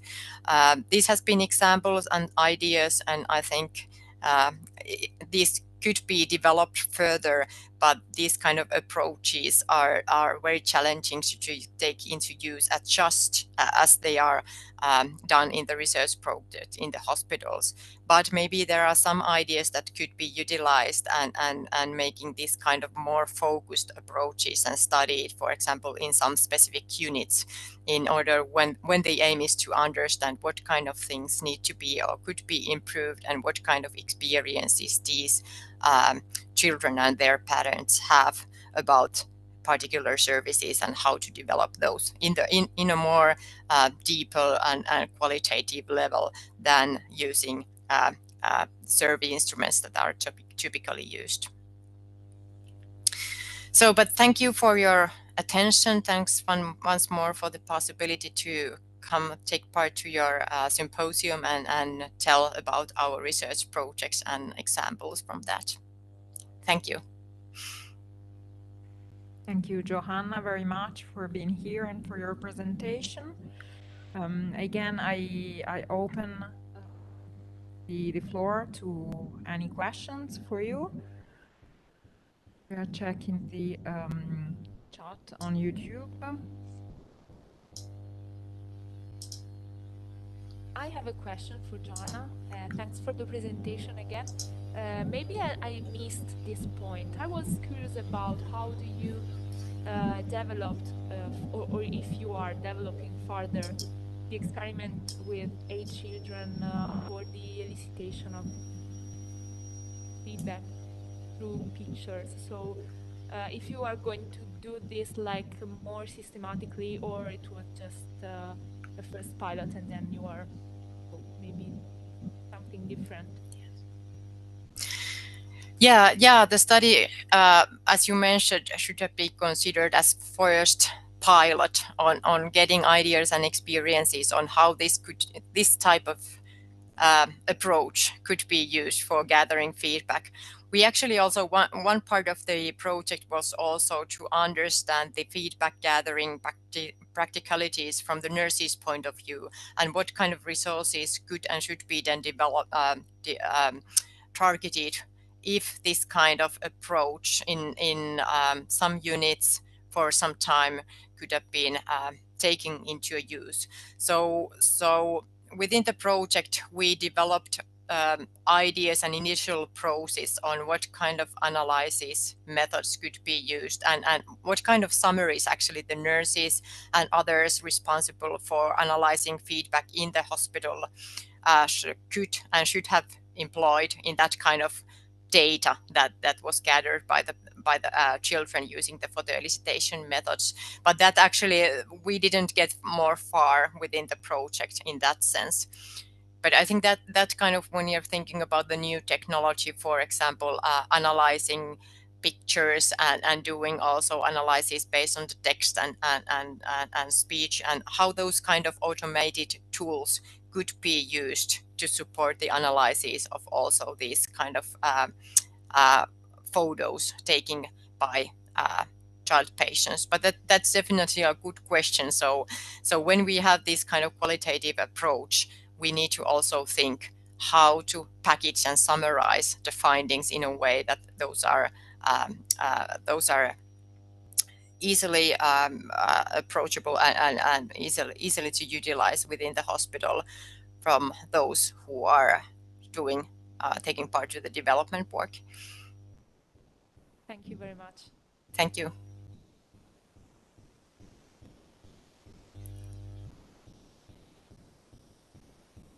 Any other questions or comments? There are no other questions. I think we can move on with the next presentation. We are very pleased to have with us also Professor Lang from Swansea University. He will offer his view on the other face of the medal. So we are going to see his presentation on patient-reported outcome measures now.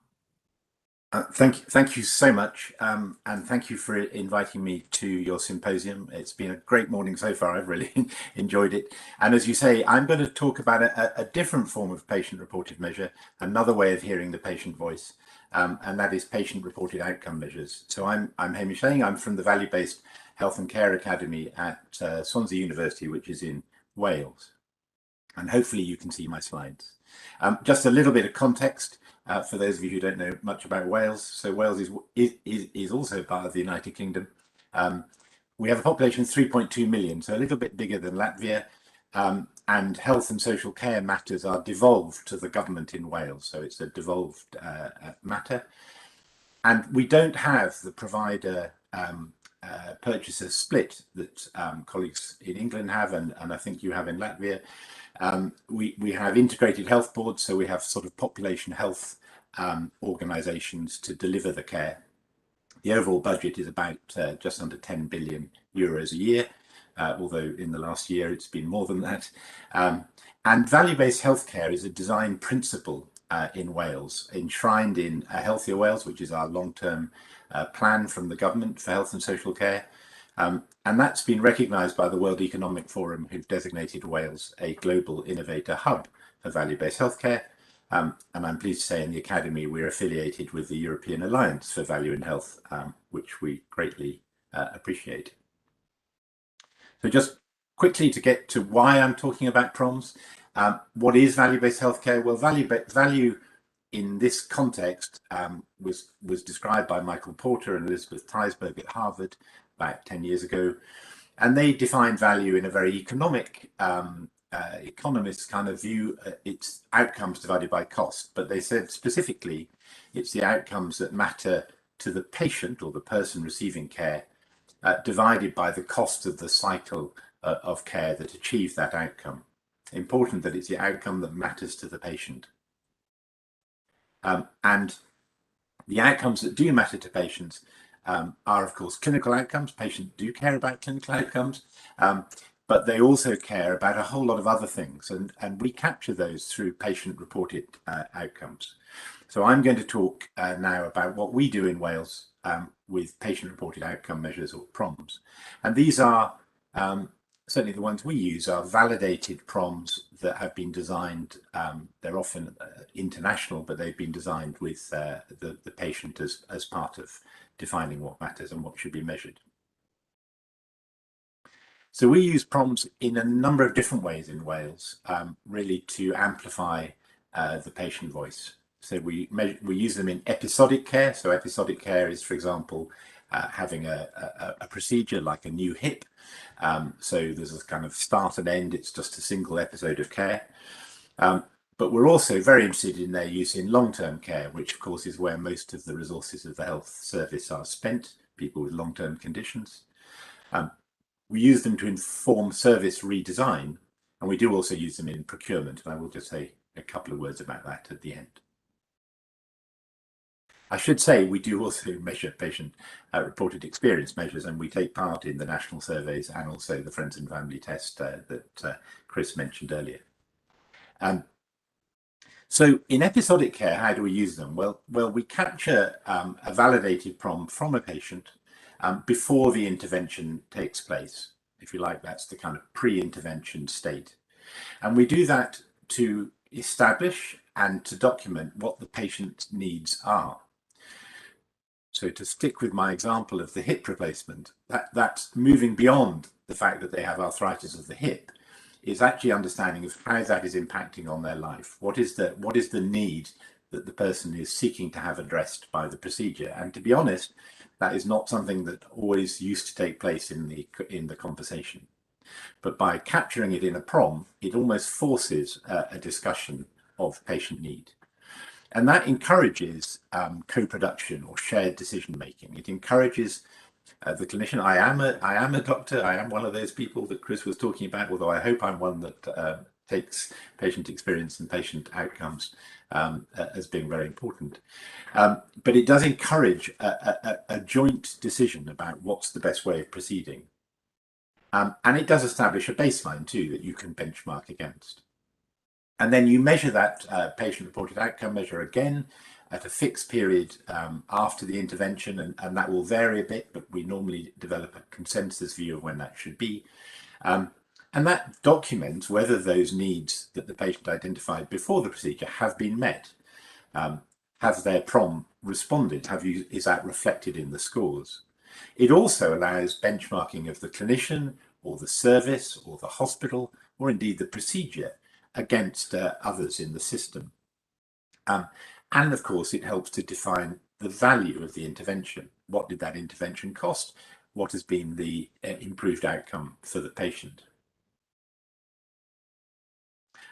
Importantly, I think what it does is moves the conversation in the clinic away from what's the matter, the doctor saying to the patient, what's the matter, how can I help you, to what matters to you. And I think that does capture that very nicely. Here's just an example of using it to measure or to compare, to get relative value or relative comparison between 3 different procedures for the same condition. So this is data from the United States of America.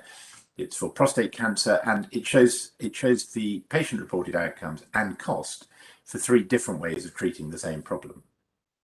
And those 3 are brachytherapy, which is you might call cheap radiotherapy, proton beam therapy, which is definitely expensive radiotherapy, and surgery, in this case robotic prostatectomy. You could have had a line here also for conventional surgery. And this chart is designed so that being near the outside is good. So these are the patient-reported measures, so sexual dysfunction, urinary continence, trouble with urination, trouble with the bowels. Vitality is a measure of quality of life. And this is the reciprocal of costs. In other words, being nearer the outside is cheaper. And you will see that there is a huge cost disparity between these 3 treatments. But in many respects, the patient-reported outcomes are very similar. The exception being for sexual function or sexual dysfunction. And so in a consultation with a patient, a man with prostate cancer, if sexual function is still important to him, then you may want to consider the justification for using proton beam therapy. If it isn't, then that's just an additional cost without better outcomes. In long-term care, we like to use them throughout the pathway of care. So that would be ideally from prevention right through to early accurate diagnosis, optimizing treatment, supportive care, and then end-of-life care. Again, it's a way of establishing and documenting patient need. It's a way of encouraging co-production, and it's a way of supporting self-management and virtual care, because it's a status report. You can use it to say, how are you at the moment in your disease progress? It allows a patient, but also their clinical team, to monitor progress and to identify deterioration, hopefully before the patient presents as an unscheduled admission. We know that most cost in long-term care is in unscheduled medical admission. And it also allows patients and their teams to compare to see how they're doing against similar patients. And finally, we're using it in this context to support post-COVID reset and recovery if we ever get to a post-COVID state. And you can use it also to allocate resources across a pathway of care. So this is an example from one of our health boards in Wales. It's being replicated elsewhere now. And it's looking at the value of different ways of treating chronic obstructive pulmonary disease. And we know that prevention by smoking cessation and flu vaccination is very effective and is very low cost per quality adjusted life year. Then you've got optimizing care through pulmonary rehabilitation, that's breathing exercises. And then the most expensive and highest cost per quality is medical treatment with inhalers. And in fact, in my own health board, when I was medical director, the inhaler budget was the greatest, the most expensive in our medical budget, because the individual items are quite expensive, but we used an awful lot of them. So we know this. We know that you get better value from prevention and smoking cessation. But the reality is we spend nearly all the money on inhalers and very little on pulmonary rehabilitation, and a little bit more, but not very much, on smoking cessation and flu vaccination, which doesn't make very much sense.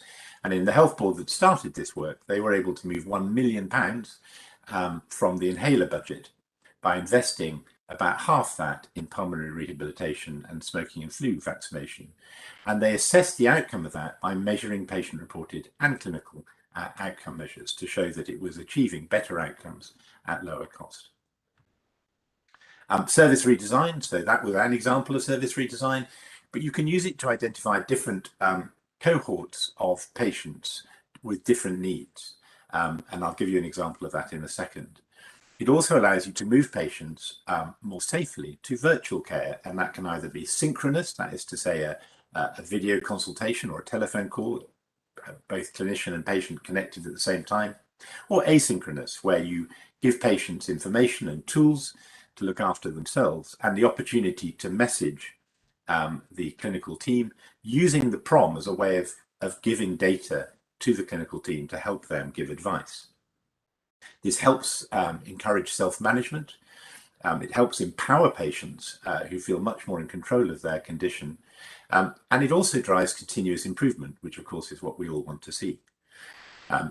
And we believe it also creates sustainability of health systems. You're aiming to get better outcomes at the lowest possible cost, and it allows you to see where that's happening. It allows you to allocate resources towards higher value activities, the activities that make most difference to patients, and to disinvest in the very large amount of activity that goes on that adds little or no value to patients. And it helps you to reduce unwarranted clinical variation. So here are just a couple of examples. This is the sort of dashboard that our clinicians have in Wales now, driven by the PROM data. And this is just 2 PROMs for patients with heart failure. One is about mental health, and it shows you the whether the individual patient or a cohort of patients, the degree of depression.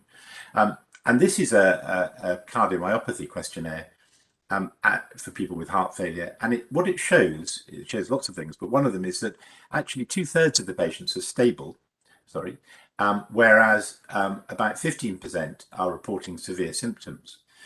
Now, if you're going to avoid unscheduled admission, it's an opportunity to use the PROM to target more active care at the people reporting severe symptoms before they end up in hospital, and perhaps to spend less time putting in the same kind of routine input into people who are stable and perhaps are managing themselves very well.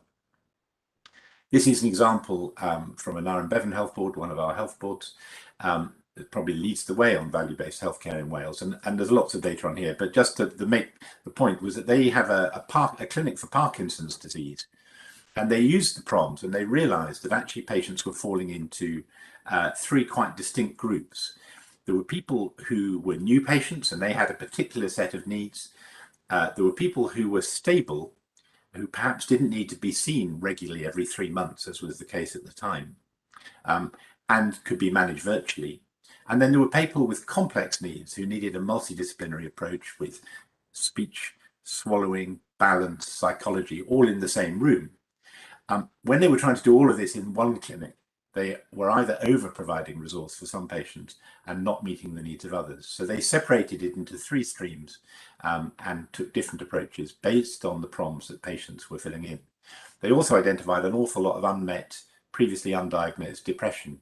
And in fact, they routed those patients to online cognitive behavioral therapy before they got to the clinic. And then just finally, to say something about PROMs and getting the patient voice into procurement. Both clinicians and patients are kept a long way from procurement decisions in health systems generally. And in fact, a survey of procurement professionals in health in Europe said that 84% of the time they didn't consider the patient in a procurement decision. And so this is a way of getting those voices heard. So we think that value-based procurement is the way to go for procurement. That's the subject of not just a talk, but several conferences. But it applies to medical technologies and devices, to medicines and advanced therapies like gene therapies, to diagnostic treatments and tests, but also to the procurement of services. And we think that those outcomes that should be included in value-based procurement should reflect, of course, clinical and efficiency outcomes, but they should also involve and include patient-reported outcome measures, and there are some good examples of that, albeit that they are quite rare. So for us, PROMs added to PREMS is a way of really driving change in the health system, encouraging co-production, encouraging the patient voice, and frankly, moving the system towards delivering better outcomes that matter to the patients, not the ones that matter to the health system or indeed the clinicians. So I hope that's been helpful.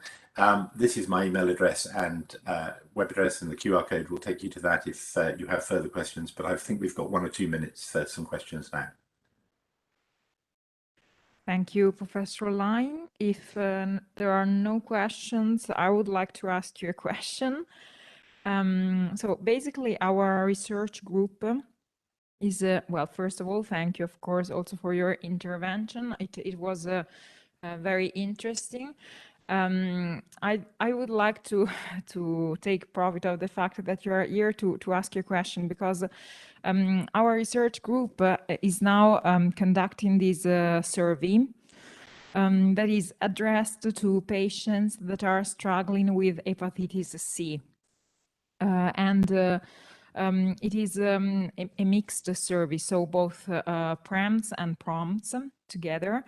And I wanted to ask you if you have any suggestions, recommendations for literature that we may use in order to investigate patient-reported outcome measures in patients that are struggling with infectious diseases, because.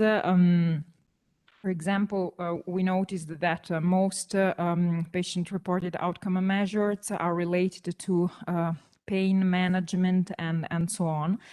But indeed, for example, as it regards patients with hepatitis C, they do not actually have pain.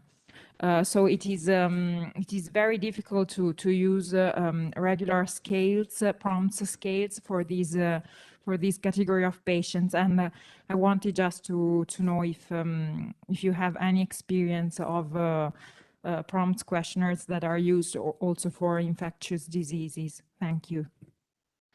That's a very good question, and you're quite right that so we in general in Wales, when we are capturing PROMs from patients, and we're trying to increasingly do that and make that part of routine care, we capture a general quality of life measure. We use the EQ5D and a condition-specific PROM where there is one that's validated. I don't think we're capturing PROMs in hepatitis C patients routinely, but what I will do is go away and talk to my colleagues in that service and see what they're doing. But we are capturing, I know we are capturing EQ5D in quite a few of those patients, which is helpful because it starts to allow you to compare across health systems, so because one of the questions about value-based healthcare is about allocative value, and should you allocate more money, for example, to mental health and less to musculoskeletal conditions at a population level. And the EQ5D is quite helpful in some of those conversations because it's comparable across, it's not perfect, but it's comparable across many different disease areas. A condition-specific from hepatitis C, you're going to have to let me come back to you on that. I don't think we're using one, but I will speak to my colleagues and I'll drop you an email when I know the answer, if that's okay. Thank you very much. There is also a question from Dr. Abold. Waltz, please.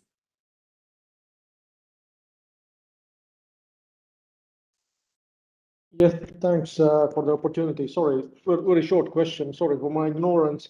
So how do you capture the PROMs? Is it part of the routine entry into electronic medical records, or that's a separate survey? So yeah. The answer is we capture them in many ways, and actually you can capture them perfectly well on paper, but that is how some are captured, and it's how they were all captured at one point. But it's very hard to do that at scale, and it's very hard to then use the data. It's very labor intensive to use the data. So we're moving away from paper capture to digital, and we currently have a number of different systems, platforms that capture PROMs. The critical thing for us is not, we've taken the view that we're not going to specify a single platform because people have different ways of capturing them, sometimes part of a patient record, sometimes not. What we're trying to do is make sure all the data is interoperable so that we take the data out of whatever platform it is, and we have a single repository in the health service in Wales now that all the PROMs are flowing into. And we also have patient level costing data in there as well. So we aren't doing it yet, but we should be able to really look at value across the whole system. But we do use those data to publish dashboards and to give the data back to the clinicians across the whole of Wales, so wherever the patient has presented. And we are just in the process of building a patient app for everybody in Wales, or a citizen app for everybody in Wales, and we plan to visualize the PROMs for patients back to the patient in that app as well. So there are a number of different digital solutions, but by and large it's digital. We've probably got something like 300,000 proms captured now, something like that, quite large numbers. And it's growing quite rapidly across about 30 different conditions, something like that. But I think not hepatitis C, so sorry about that. No, in our case, we're just thinking about how to implement them in the easiest way. For example, like in epilepsy surgery or some specific fields like in traumatology. Or so one way we were thinking is to add the fields in our electronic medical records in the hospital information system to have those fields like with the opportunity to tick the box or to enter the certain figure, and then that would allow us automatically to analyze these data rather than doing separate exercise to question. Yeah, I think that's one way of doing it. I think one of the things is that a lot of course, in longitudinal care, the patients will be filling them in maybe every year for many years from home. They won't be doing it as part, it won't be linked to a hospital activity. It may just be a time-driven thing of, please can you now give us a further prom? Or patients want to fill them in themselves. So we do a lot of work in inflammatory bowel disease, and patients want to complete those when they're not well. They want to fill it in and send it into their clinical team and say, could I have some advice? This is my prom today. So you do need a mechanism that's web-based, really, that will let people fill it in remotely from their home. You have to deal with the fact that users of health systems are more likely to be digitally excluded than the general population, just statistically. So you have to have an alternative for that. It has to be easy. The highest rate of return is where we've linked proms to a reminder service for an outpatient clinic. So we have a text reminder service that says, dear Welt, don't forget you have an appointment with Hamish next Wednesday. He'd be really grateful if you'd fill in this questionnaire before you come. And with that sort of nudge approach, we get around 75% first time completion of proms. Partly because you're going to sit in front of me next Wednesday and it'll be a bit awkward if you haven't filled in the questionnaire I asked you to fill in. And then they capture the rest when the patient comes to the clinic. The nurse will say, if you have, here's a tablet, would you mind just filling in the questions now because you haven't done them already? So that's given us the greatest yield of responses where it's linked to an activity. But you can't do that if it's not linked to an activity in the hospital or in the primary care setting. Thank you. Thank you very much, Professor Lang. I think we can have a short coffee break now. There will be one more question for you in the chat when you come back from the break. There is a PhD student of our research group, Simone, who's very curious about your work, so he will leave a question for you. And I think we can meet to start again at 11:10. Thank you all for your precious participation this morning so far.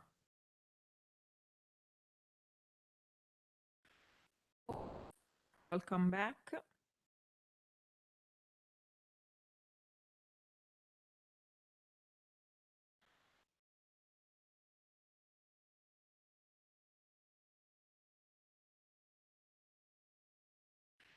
Hope you had a nice break.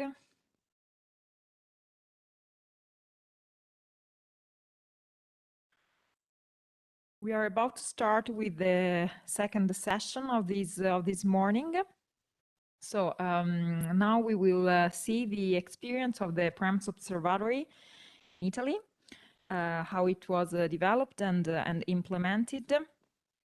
We have Dr. De Rosis. She's an assistant professor at the Management and Healthcare Laboratory and the coordinator of the PREMS Observatory in Italy. Together with her, we have Marta Volpato, who is the responsible for the use of PREMS in Veneto region. That is one of the regions in Italy that are using PREMS on a systematic basis. So I leave the floor to Sabina. You can share your screen and your slides, and thank you all for being back. Thank you, Ilaria. and thank you also for giving me the time to share with you all the experience of the development implementation of the PREMS Observatory in Italy. I'm very happy to be here and to see our experience among those very valuable experiences all over the Europe.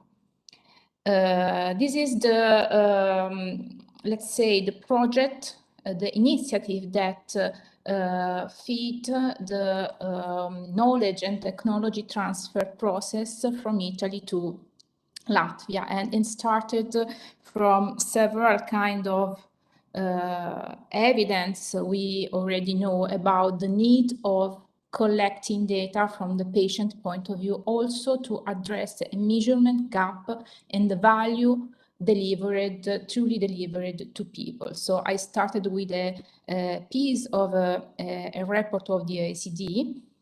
We already saw this morning the importance in the international strategy of the patient voice, and starting from the acknowledgement that measuring the patient experience as well as the patient outcome, of course, is the way of measure the value produced by the healthcare system in the point of view, in the perspective of patient, and that these measures are also measures of patient-centeredness. Our laboratory developed a very important experience in Italy that allowed several kind of healthcare organization to collect, share and benchmark patient-reported experience measures. This is an example of PREMS used as measures of performance. As you can see, there are several hospitals that compare their PREMS on the hospitalization stay. There are several aspects that are transversally positive and other that are some point of weakness to work on. And this is one of the ways in which our laboratory developed the PREMS results as a way of measuring and improving, of course, performance in healthcare. When we have the possibility of collecting the patient voice in a longitudinal way, for example, in the maternal child care pathway, the point of view of patient is integrated with indicators from both administrative and clinical data in order to have a pathway vision of care delivered to patient in the point of view of patient following the patient journey. This is a very key revolution in the way in which we are measuring and reporting performance, because it is a way in which we, let's say, show the integration, the way in which the care is integrated along different phases of the same pathway for the same population. The integration of the point of view of the patient within this kind of representation is a very rethinking of the way in which we are measuring and evaluating healthcare. We talked about the need of improving the use of this data for the improvement of healthcare, for moving the systems towards a patient-centered approach in the point of view of patient. Well, the use of PREMS data in the performance perspective is one of the ways we use it together with the regions that are participating in these observatories for pushing the use of this data at a system and organizational level. This kind of data are reported one time a year So it is, let's say, a long-term use of this kind of data in order to integrate the patient point of view in the measurement and improvement of quality. Our point was how to improve the use of this kind of data also at the organizational and professional level. We had the same barriers that were presented before in terms of use of this kind of data at the micro level. For example, the timeliness of data reporting or the aggregation of data that are some of the aspects that, let's say, decreased the use of this information for the day-by-day quality improvement actions. The Nhs laboratory has a very long multi-year experience in providing, in collaborating with regions and healthcare organizations for administering surveys and collecting data and reporting them. Along this pathway, we worked for investigating different kind of services and settings, as you can see in these slides. There are from the emergency department to the maternal child care pathway to the primary care, hospital stay, services at the districtal level. And each of these dots are surveys with a sample, and along this pathway we introduced several kinds of innovations in terms of measurements and in terms of channel of collection, in terms of use, in terms of benchmarking, and moving from the punctual premise to longitudinal investigations using web apps and mobile apps and so on. Starting from the 2017, we worked to try to move from this kind of surveys to a new generation of surveys. So we had periodic surveys in multiple regions on different services and pathways, collecting in 10 years around 170,000 questionnaires. Well, we moved from this kind of surveys to systematic, digital and continuous surveys. All healthcare organizations participating in this kind of observatories use the same questionnaires, the same data collection system, and the same data reporting system. So they are able to compare their results using the same patient-reported indicators, having the same methodology. The observatories are digital. So data are collected using digital systems that are interoperable with the electronic medical record of hospitals. Patients are invited using email or mobile phone text messages, and they can fill in digital questionnaires. While they are answering to the questionnaire, the data are real-time reported in a platform, in a web platform that is accessible to all the practitioners and managers of the healthcare organization that are joining the observatory. The observatories are in continuous, are permanent, so potentially all patients can take part of the survey after proper information, after the use of a specific service, for example, the hospital stay service. Another important innovation in our surveys has been the integration of narrative sections. We know that the narratives, the patient stories are very important because they they can provide a lot of key significant information on the experience of patient, but it is very difficult to use these narratives in the quality improvement perspective. So we decided to introduce several kinds of narrative sections to allow patients to report relevant aspects of their experience, but also to analyze the process or the pathway of the patient experience according to the willingness to patient to provide additional information in addition to the standard questions.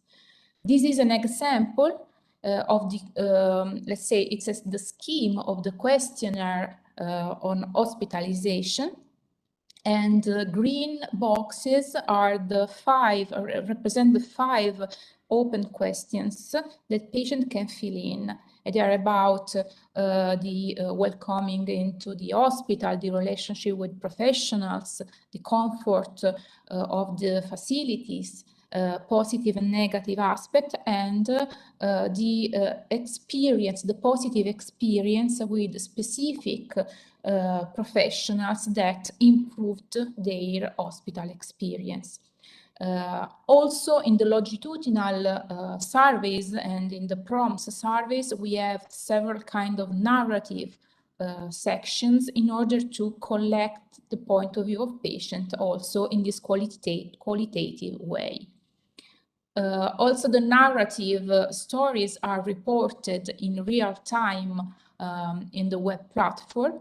And this is one of the ways in which we try to provide a lever, let's say, a lever to improve the use of this data within the words by specific teams, by each practitioner in the day-by-day practice. This is a collection of screenshots from one of the web platforms that provide this kind of data in a real-time updated manner. These observatories are present in Italy. The hospital stay survey is present in Tuscany region and in Veneto region, but it will be also developed in other regions and healthcare organization in the next year. We are present with the project that is celebrated today in Latvia, but we are also engaged in a European project for benchmarking PREMS measures from the child and parents' point of view into the Voices project, also in Finland, in Rotterdam, and in Latvia and Italy.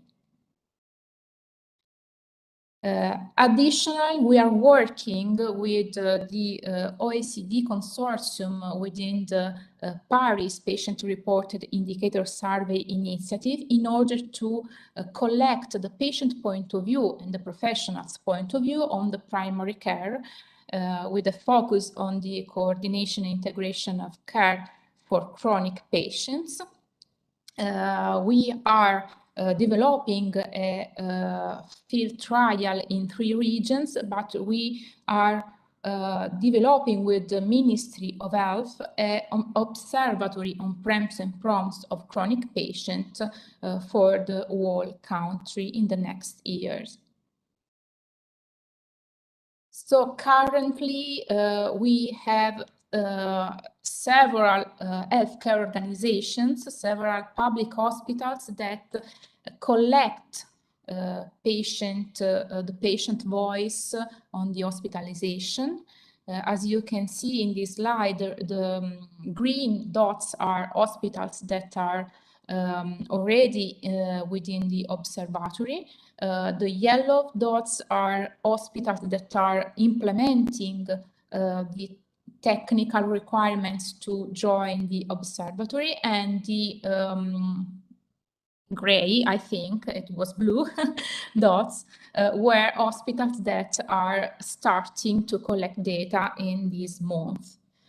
So it is a very large observatory, and it allowed to collect a very high number of questionnaires. So in 2 years, including the COVID year, we collected more than 74,000 questionnaires in the 2 Italian regions, with an average response rate of 30%. I will like now to leave the floor to Marta Volpato from the Veneto region, that will describe the experience of implementing this observatory and the use of this kind of data for our region. Thank you very much, Sabina.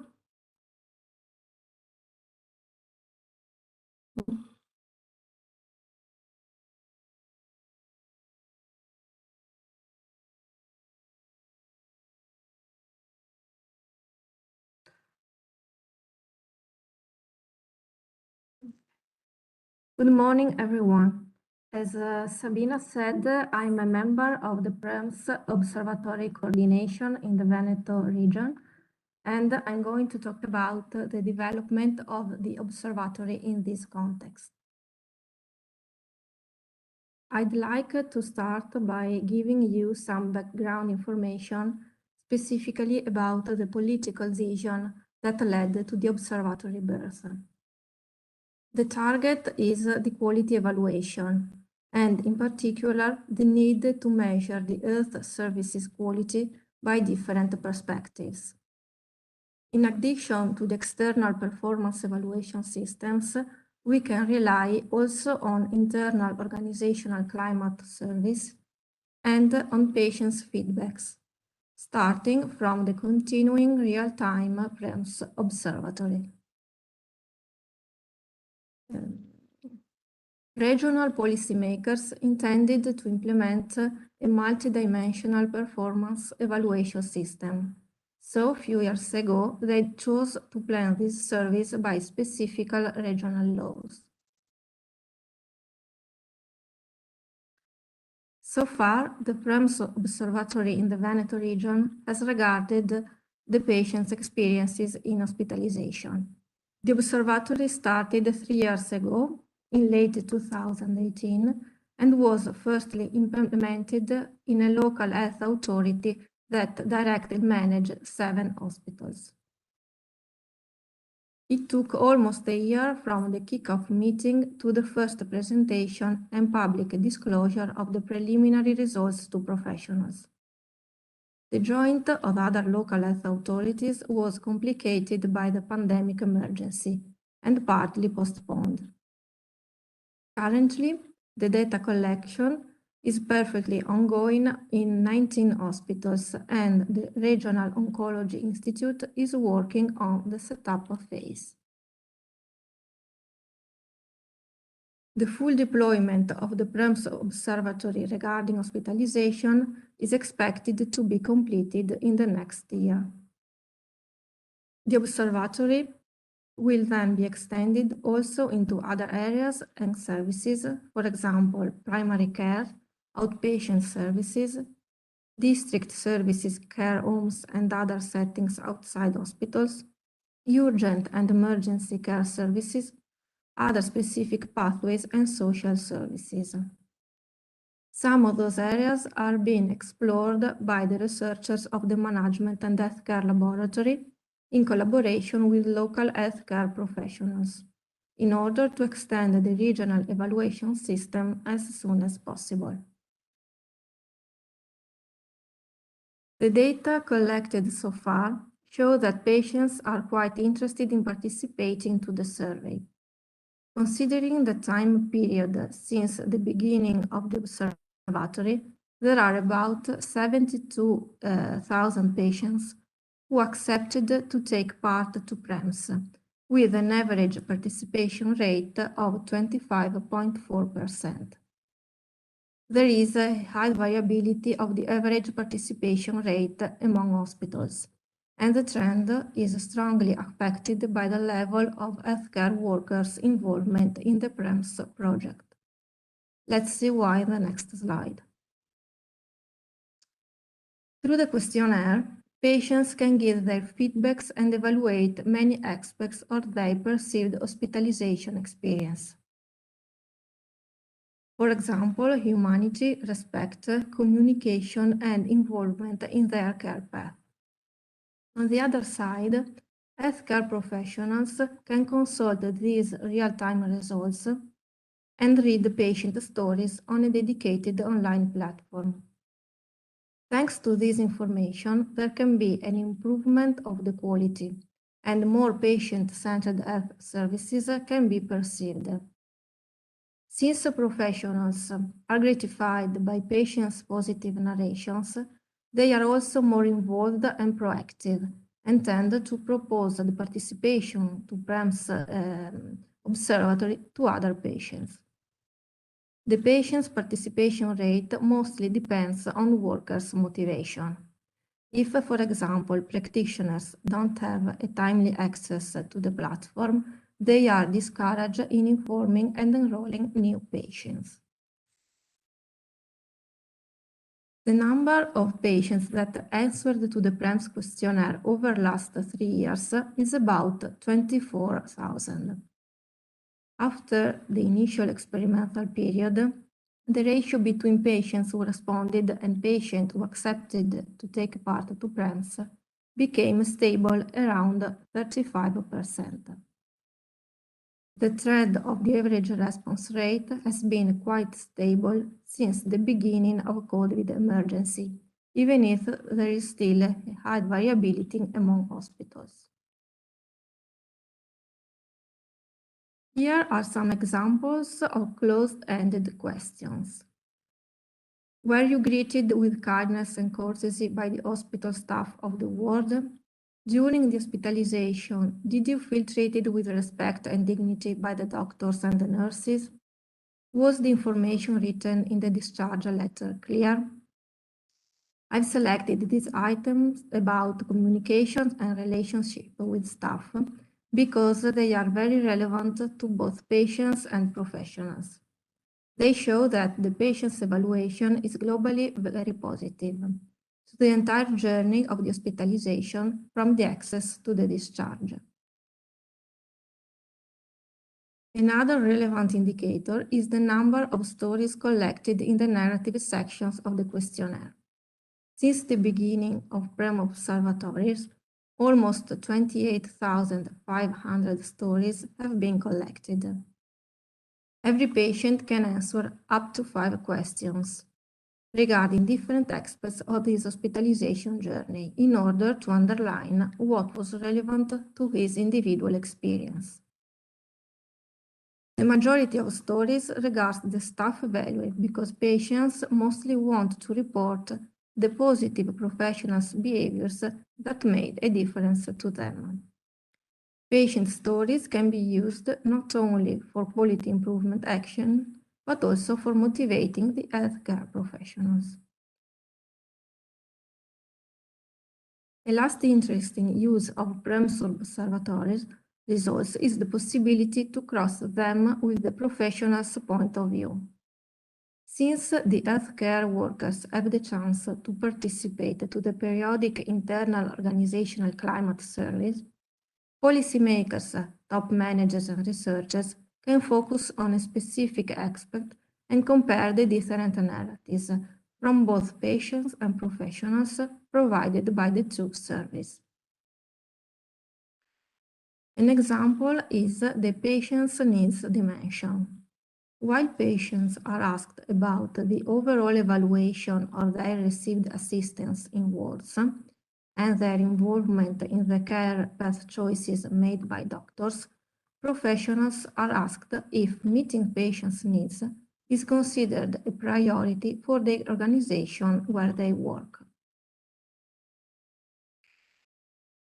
The integration of PREMS with other surveys, for example, the just mentioned survey on the internal organization climate, makes the development of a multidimensional performance evaluation system possible.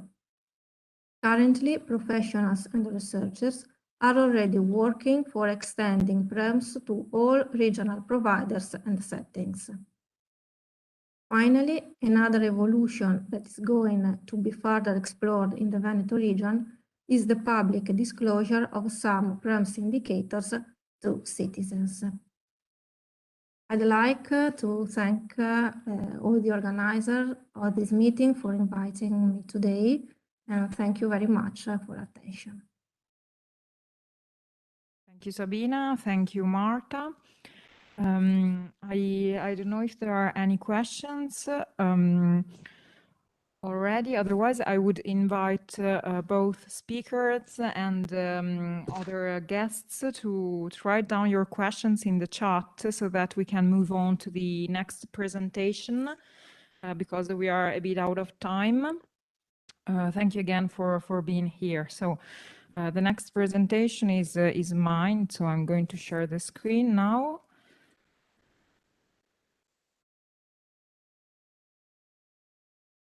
Okay, you should be able to see the slides. I will try to be as short as possible because I would like to leave the space to Latvian team who are the protagonists of this day. Again, thank you very much for being here. Now it's my time to introduce myself. My name is Ilaria Corazza. I am a postdoc research fellow at the Healthcare and Management Laboratory here in Pisa. I am just a word that I'm very excited to be here today because this is the final workshop of the very first project I had the opportunity to coordinate after my PhD. So it's a project that is very close to my heart, and it somehow represents this day the end of my research pathway over the last 4 years. So just very briefly about the project. It is a project that started in 2019 thanks to a collaboration with the Latvian Ministry of Health, financed by the European Commission, with the aim to enable the Latvian institutions, possibly at a national level, to learn how to collect and use PREMS on a systematic and continuous basis, with the ultimate purpose to improve the performance assessment framework developed starting in 2017, and therefore in the long run also the performance of the health system as a whole. Very briefly, this was our project schedule. What you see covered by a little cross are all the activities that we have accomplished so far. And this is where we are today. That is at the end of our journey. The main outputs that were expected from the management and healthcare laboratory as a technical support provider were transferring a methodology for PREMS survey to the Latvians, be sure that they would become autonomous in managing the PREMS system, and also providing them the necessary skills to develop a data return web platform. So let's try to dig deeper in what we did, especially from a technical point of view. The first step was the identification of the actors of the PREMS systems. So as you see, on the one hand, we have healthcare providers with the health professionals and IT staff. And on the other end of the spectrum, we find discharged patients. In the middle of the spectrum, just halfway, there is the Latvia PREMS Benchmarking Agency that is fully responsible of managing the whole PREMS process. That is receiving all relevant information about discharged patients from the healthcare providers in the observatory. And on the other hand, sending invitation and collecting PREMS questionnaires from patients, as well as reworking all the PREMS information and returning it to the healthcare providers. And from the beginning of the project, we were able to identify as a possible benchmarking agency for the PREMS Observatory, the Center for Disease Prevention and Control of Latvia. In terms of technically selected scenarios, so we can say that the Latvia PREMS Benchmarking Agency acts as the server, while the healthcare providers act as clients. So basically, the healthcare providers with their IT staff are responsible for transferring on a systematic and continuous basis information about the patients who were discharged from the ordinary admission to the agency. And these information are basically the contact details of the patients, such as their email address or their mobile phone numbers, other relevant information regarding the discharge. So, for example, dates, words, but also intermediate words, and any other functional attributes that are necessary in order to enroll the patients in the PREMS Observatory. However, the Latvia PREMS Benchmarking Agency is also responsible for the collection of questionnaires, as we said, and for reworking PREMS information. That is, from a technical point of view, we can conclude that the technological effort in this project was completely shifted onto the Center for Disease Prevention and Control of Latvia, as they were fully responsible for managing the entire PREMS process. This is a very simple graph to try to explain to you what is the technical infrastructure that we put in place. These valves try to reproduce what are the communication mechanisms that are actually in place between the healthcare providers and the agency. And as you can see from the graph, the two most important components of such infrastructure are the API layer, that is the software that guarantees a safe dialogue between healthcare providers and the agency, and the questionnaire management tool. That is a module actually responsible in charge of the sending and collection of PREMS questionnaires. What you see instead represented as green cylinders are the repositories of all the relevant information that are stored by the agency.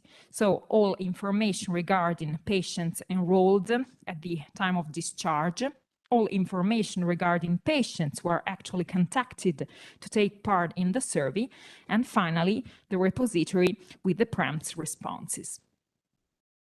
Last but not least, of course, it is very important, this part related to the collection of patient data and the sending of questionnaires, but one of the final aims of this project was the dissemination of PREMS information within the system.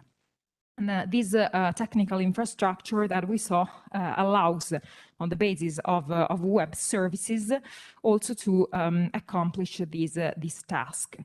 And actually, the Center for Disease Prevention and Control of Latvia decided to develop a public service interface in order to allow all authorized healthcare providers to access their own PREMS data at the organizational level, and also to view these data in benchmarking with other organizations that are in the observatory. Of course, this kind of infrastructure allows both the agency and healthcare providers to choose any kind of method for data return. That are, for example, business intelligence systems, any kind of data return web platform, but also web and mobile applications. So we are going to see very quickly, because time flies, just a few peculiarities of the data return web platform dashboard that we implemented with the Center for Disease Prevention and Control. So it is a platform that allows to view the socio-demographic characteristics of the patients, starting from the selection, let's say, of a reference patient population. So it is possible to focus on adults, adolescents, or children at a time, and to have an immediate impact of what the socio-demographic information of patients are, such as sex or age, presented either by classes or by average. There is a page devoted to enrollment. It is a real-time system, but it is possible to choose a time interval to check the enrollment data.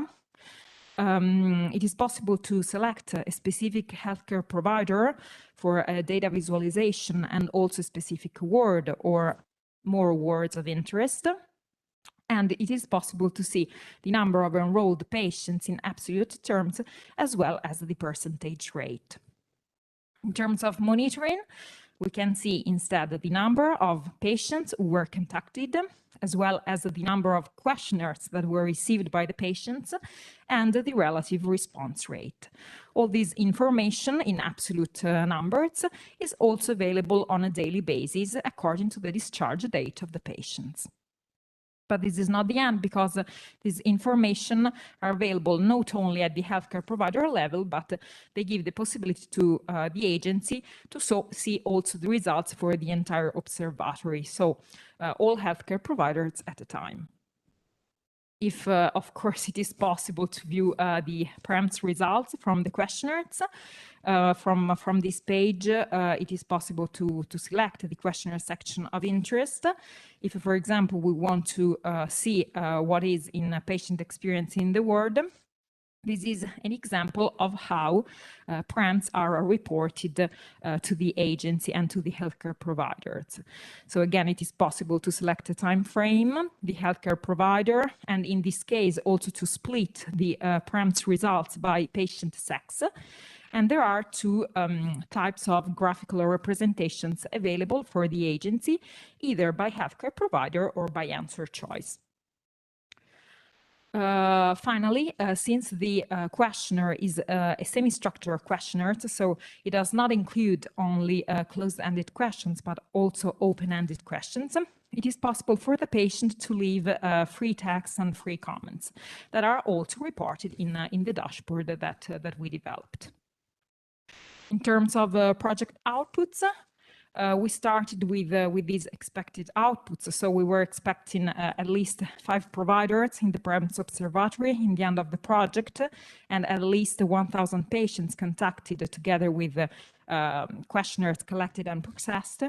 And what we have at the end of this journey are 6 providers that are already collecting PREMS data on a regular basis, plus 3 more providers who have already finalized agreement to join the PREMS Observatory.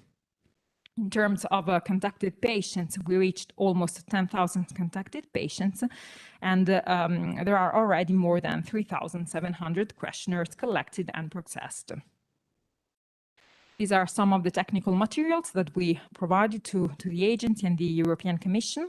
So there is the REST API catalog that is a very extremely important tool, because in terms of intermediate objectives, it allows the safe dialogue between healthcare providers and the agency.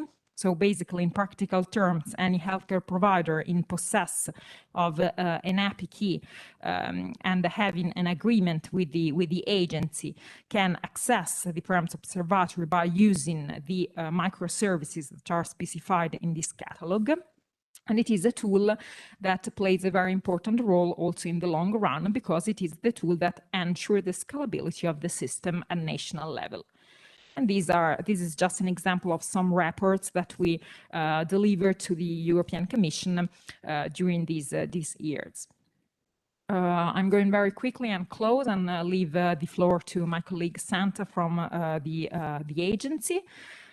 We produced a very little simple pocket handbook for health professionals that is available in English, Latvian and Russian for them to have more information about PREMS.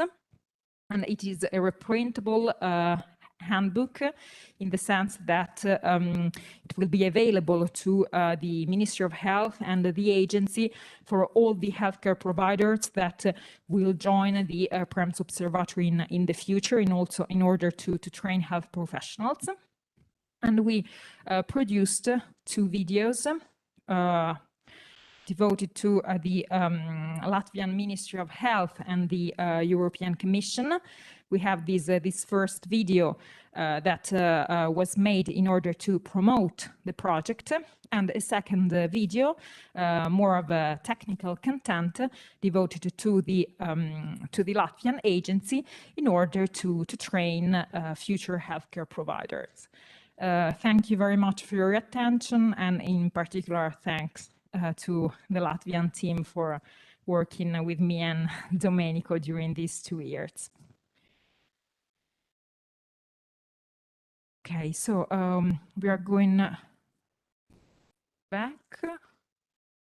Okay, I stopped sharing.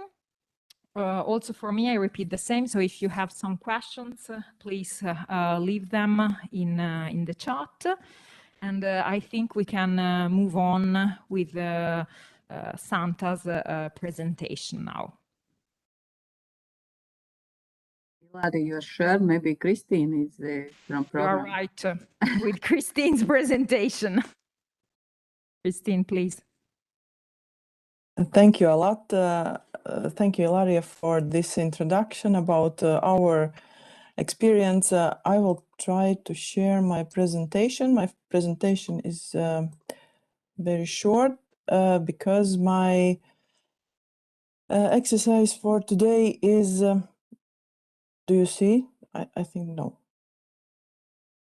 Yes, we can Okay. see your presentation. Okay, so my exercise is to take one step back and to give you some brief information how we start all this health system performance assessment for Latvia, and how we reach the project of PREMS.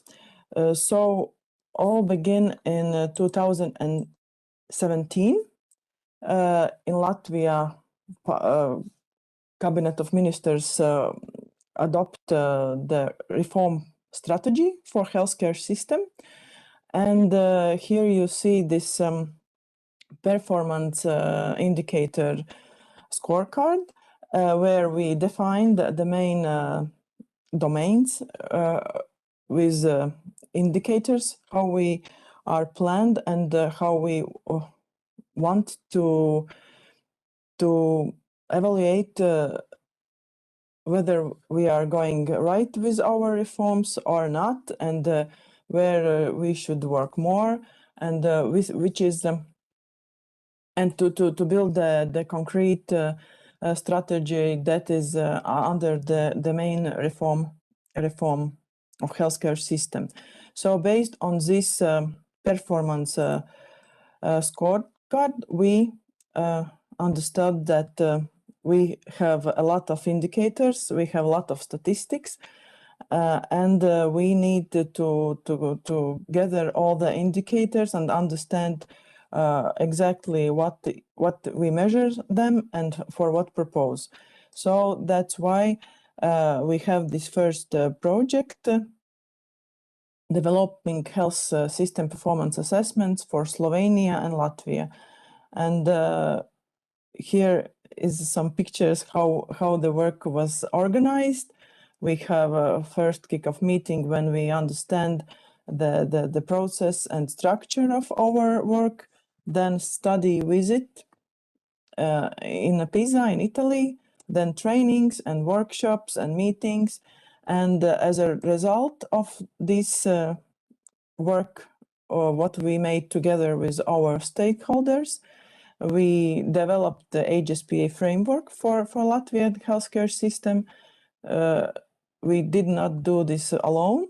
We have more than 40 people involved from the main institutions, from Ministry of Health, NHS, Health Inspectorate, CDPC, Emergency Service. Then very useful was to involve main academic institutions, Riga Stradiņš University, University of Latvia, and of course main university hospital and other key hospitals. And the result was 191 performance indicators. There was in 3 domains: structure, process, and outcome. indicators. There is the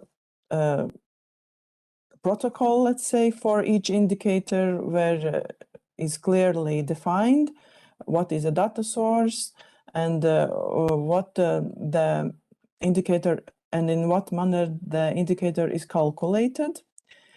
And we see these indicators and evaluated and evaluating and benchmarking them in country level. So we compare, we choose 7 countries which are more or less similar system with the Latvian.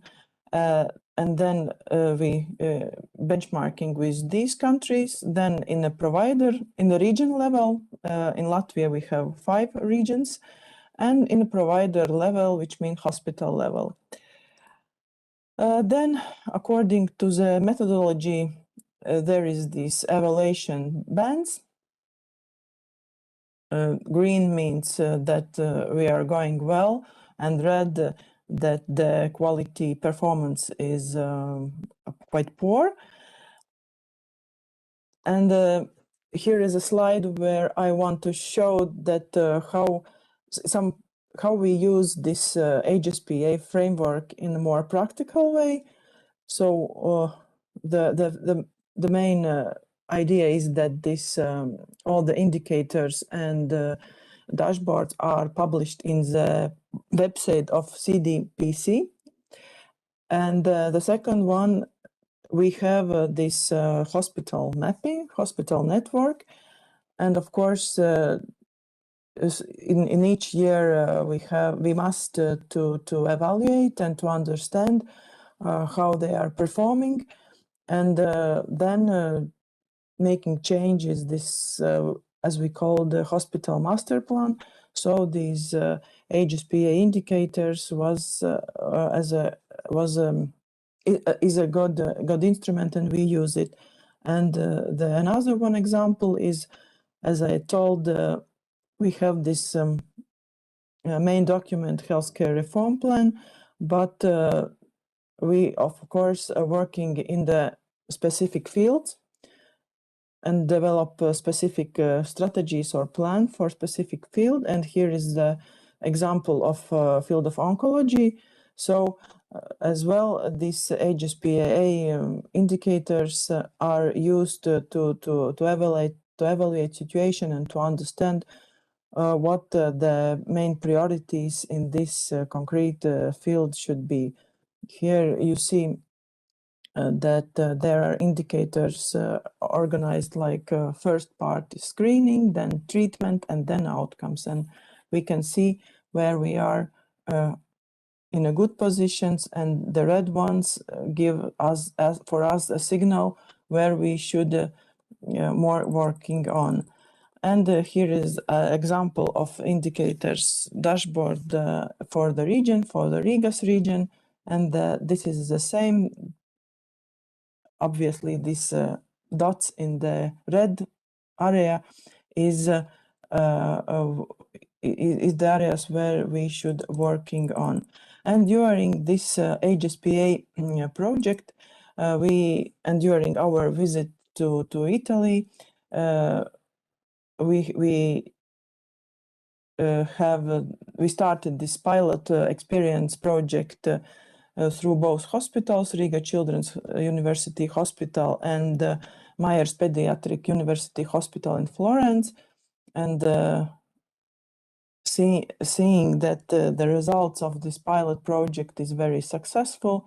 And in our discussions through this project, we realize that we, of course, need to calculate and to get data of patient experience. And this is the end of my presentation. And now I give a floor to Santa. She will explain more in detail about this PREMS project. Thank you.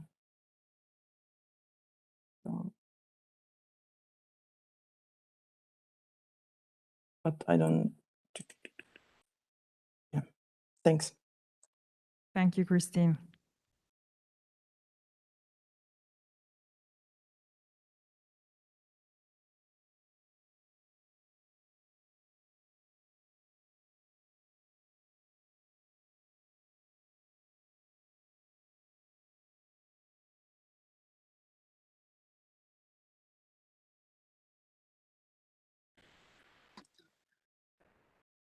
Santa, you see, are muted. Okay. yeah, right now Santa? also. Could you please? No. Now we can hear you. Yeah, and you see my presentation? Yes. Implementation. Yes. Could you please show your slide using the slideshow Yeah, option? something is. Yeah. One moment. Exactly. Yeah, now it's fine. No, if you can go you to the should- display setting. I will try once more.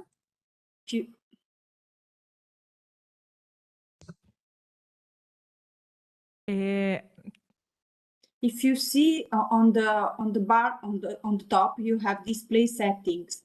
The second one. The second. Okay, I will try once more. I will. On the left. The left, yeah.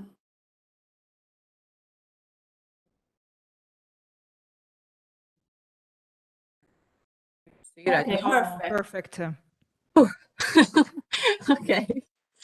So, dear professors, experts, and colleagues, I would like to start my presentation with a return to the beginning of 2018, when we started this HSPA project in Latvia, and our CDPC was visited by colleagues from St. Anne's School University, and one of the presentations was dedicated to measuring the patient experience. At that time, it seems to us something distant and attainable for Latvia. After almost 4 years, we are here, and I have the honor to tell you about what we have done to start measuring patient experience in Latvia. And yeah, as my colleague said, my name is Santa Pildava, and I am head of Patient Safety and Healthcare Quality Improvement Unit at Center of Disease Prevention and Control of Latvia. And the task of our unit was to implement this project in Latvia. So, during my presentation, I will describe the main steps we took to start measuring patient experience, the aspects that helped and maybe that hindered successful implementation of the project, and as well as a brief overview of the next steps we plan to take in the future. The main goal for the project was assessing the quality of patient-based healthcare and improvement in the hospitals, to identify the strengths and weaknesses of the hospitals in hospital departments, units, and at the national level, and also to get real-time information. This roadmap, I don't stay in every step, but just want to say that in 2017, we can start talking about patient safety issue and patient experience a little bit, because we have this regulation in Cabinet of Ministers number 60 that declares that medical institutions need to make a patient survey. But there is no standardized questionnaire. All medical office makes a survey as they want. Then in 2018, we started HSPA project. Also, there was this project in Children's University Hospital and so on. Then, in the end of 2019, we have started this project. And in the beginning of 2020, there are first meetings with partners, hospitals and patient organizations. And at these meetings, an agreement is reached on a scenario of the exchange of data between healthcare institutions and CDPC.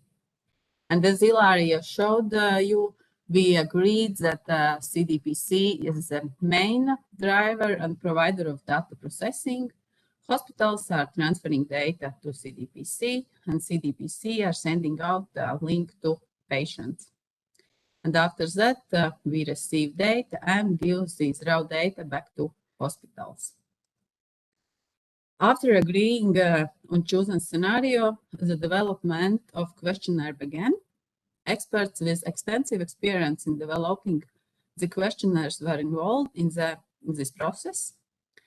The questions were selected using international examples and as well as adapting to Latvian needs. After the initial questionnaire was developed, it was validated The questionnaires were filled in by patients and provided feedback on the issues and their comprehensibility. We have planned a focus group to validate the questionnaire, but unfortunately COVID-19 didn't allow it. We solved this problem by creating a temporary online survey, which we asked hospitals to give patients to fill out and to get back feedback from patients. In parallel with the questionnaire development process, a technical platform was set up and CDP staff trained to work with Lyme survey. And until the questionnaire was complete, we posted it on the Lyme survey platform. On questionnaire, our questionnaire is available online. Patient has 30 days to complete it. If patient can't do it by themselves, they can give to do it for their representatives. We have 3 questionnaires, one for adults, which have contain 51 questions, one for adolescents, it's for 15, 17 years old, and for children, such questionnaire complete their parents. And all questions are available in Latvian, Russian, and English. Questions what we include in this questionnaire are so it's a step-by-step from what the patients give through this hospitalization episode. There are about waiting times, about admission after receiving emergency care, about treatment in ward, about attitude, about if there was a clear treatment plan, is patient involved in this treating process, etc. Also, there are patient safety issues, also questions about enrollment, department, ward, food, and etc. And also about checkout process, if all is clear after discharge from hospital, patient know what he need to do forward. And then some questions about the patient, his gender, age, level of education. Okay, and then in the end of 2020, 2 hospitals have started to collect patient experience data.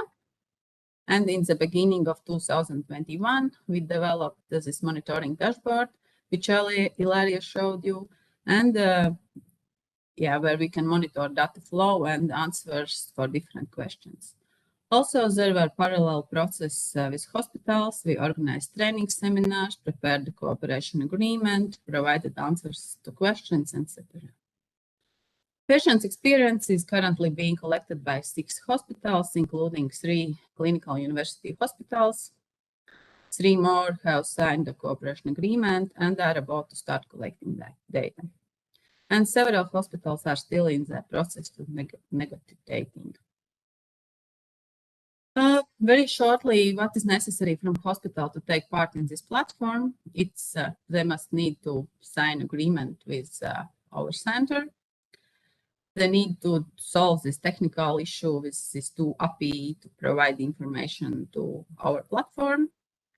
Also, there is administratively necessary to develop a process for obtaining the patient's consent to participate in survey. And then hospital need to think how they will use this data, which we get back. From patient need to agree to take part in this survey, and also we need patient's email address and or phone number. And it's very important to say patients that this information is very useful and it will be used for improvements. And also, it's important to say that this information will be analyzed anonymously. And it's a free choice for patient to take part in this survey or not. And it's very important to say that it will not affect their future care. Also, if a patient is not ready to take part in this survey. If we speak about algorithm, how it works. Then we see that patient discharged from hospital, patient give his agreements that he are ready to participate. Next day, hospital send us this data about this patient. At the same day, we send out email or SMS with link to survey. If during next 10 days we don't receive a submitted questionnaire, we send first reminder. After 20 days, second reminder, and after 30 days, if we don't get information back from patient, we delete this link and anonymize patient data. So after 30 days, it's not possible to complete this survey anymore. And it's very important not only to create a platform, but also to follow and monitor the process. Make sure that the data flow takes place, and together with our support from St. Anne's School University, we developed dashboard with who we can monitor what's going on. How many hospitals are involved, how many patients contacted, and how large is participation rate. Also, we see results from different questions. And interestingly, the first results are surprisingly good. We expect there to be a lot of patients' negativity about the healthcare service they receive. But we are currently seeing opposite. Of course, there are many factors that can affect this. But anyway, we are happy right now to see these first results, and we have some basic with what we can measure later. Also, it is very important to educate those who are working in hospitals, to introduce them to the measurements of patient experience and how important they are to improve quality of healthcare. In collaboration with specialists from Children's Clinical University Hospital, we created a training video that provides an insight into the measurement of patient experience and what they mean. While watching this video, we were able to earn further educational points, so we tried to motivate doctors to address this issue.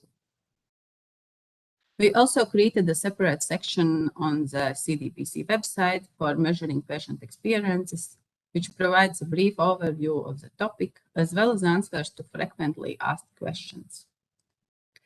And as Ilaria showed you, we made this handbook for PREMS, and it's right now we send out links to this handbook to our hospitals who are involved in project, and also we put this information in our webpage. And if it's necessary, we can send this files for printing. This slide summarizes what we consider to be the most successful points of the project and which we would recommend to others when embarking on such process. The first, we have excellent support and knowledge from St. Anne's School University colleagues.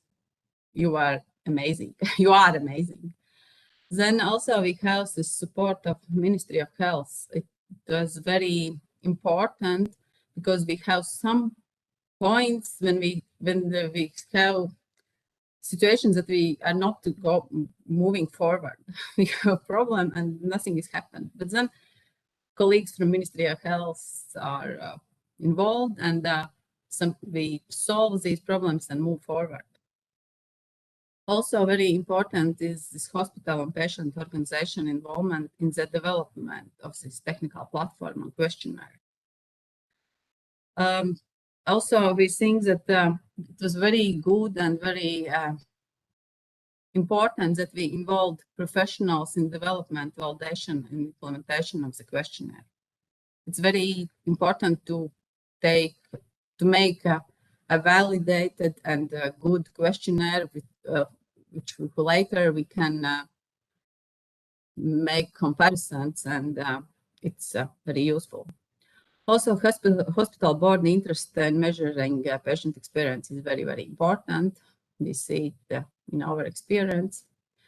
Also, examples of good practice of using real life data and making improvements are very necessary. And we have this examples from children's university hospitals, and we have wonderful colleagues from this hospital, and they are giving their experience and sharing it, and it's very good. And also it's very important to educate medical practitioners and also public on this issue. Of course, we have also obstacles that, obstacles to realize our project, and it was lack of knowledge and understanding of the need to measure patient experience. And of course, COVID that make to create obstacles to the project. We have remote validation of questionnaire, distance trainings, and the main problem was this hospital workload in the treatment of COVID patients. Nobody wants to talk about patient experience if there are a lot of patients who need to give care, and the situation is so critical. But I would like to say that we did a great job without tackling these obstacles, and I'm very pleased that we have started this process, and the patient safety culture has changed, and the patient is more focused and patient is more in the center.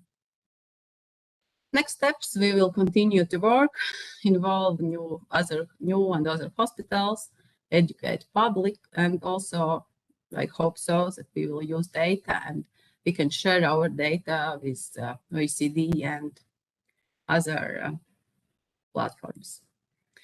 And in the end of my presentation, I would like to say a huge thanks to our colleagues from St. Anne's School University. Without you, we would not have done so. And also a huge thanks to all the hospitals that have been involved so far and that have shown interest. And only by working together, we will succeed. Thank you. If you have questions, please write in chat. I will try to answer you. Santa, thank you very much for your presentation. There is already a question coming in the chat. It is for Christine about how we developed HSPA in Latvia. It is a question from student from the Health Pros network, I think it's very nice comment that he left. So we left it for you in the chat. Okay, thank you so much so far. I think at this point we can move to the final session of this morning. That is the panel discussion. We have very nice guests also on this part of the meeting. Again, Santa will be with us. We have also Dr. Abols, who is the General Director of the Riga's Children's Clinical University Hospital. We have Laura Badune, who is the Patient Experience Manager of another important clinical university hospital in Latvia, Rakus. And also Eva Murko from the Public Health Institute of Slovenia. And the panel discussion will be moderated by the director of our research laboratory, Professor Vagneri. So I leave the floor to her now, and thank you so much again. Thank you, Ilaria. Thank you to all the speakers, and also to the Latvian partner that have done this huge work with us during this year. When we start writing the program with Ilaria, we thought to dedicate the last session to the use of PREMS data. Indeed, as you see in many of the questions raised by participants, both in the chat bot, but also in presence, many of the answers are, okay, now that you collected data, what's next? No? How do you use this data? And sometimes as a researcher, one of the obstacles is to think about how to use this data, no? Because we put so much effort in build up maybe the validated survey, and then also the technical aspect related to how to collect data, that once we arrive to have this data, also in benchmarking, we stop and say, okay, it's done. No, it's not done. It's the beginning of the story. It's the beginning of another story. It's the beginning of how to use this kind of information and how to use this kind of data. Indeed, also the previous section, both Professor Lang and also Chris Graham have highlighted that measurement is not enough, that we need to use this data and to understand also how to use this kind of information. So this session it's just to start talking with you on how to use this kind of information. And I will start just with Santa, who closed the previous session. So I will ask her how and to what extent this information have changed your work. So you're working at the Center of Disease Prevention and Control in Latvia. So how do you think to integrate this kind of information into your clinical or data administrative dashboard? So please. Yeah, thank you.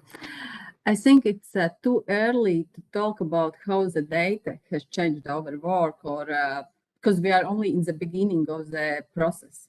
We are just making this platform and and doing so administrative jobs to connect hospitals and to get these agreements and start doing it.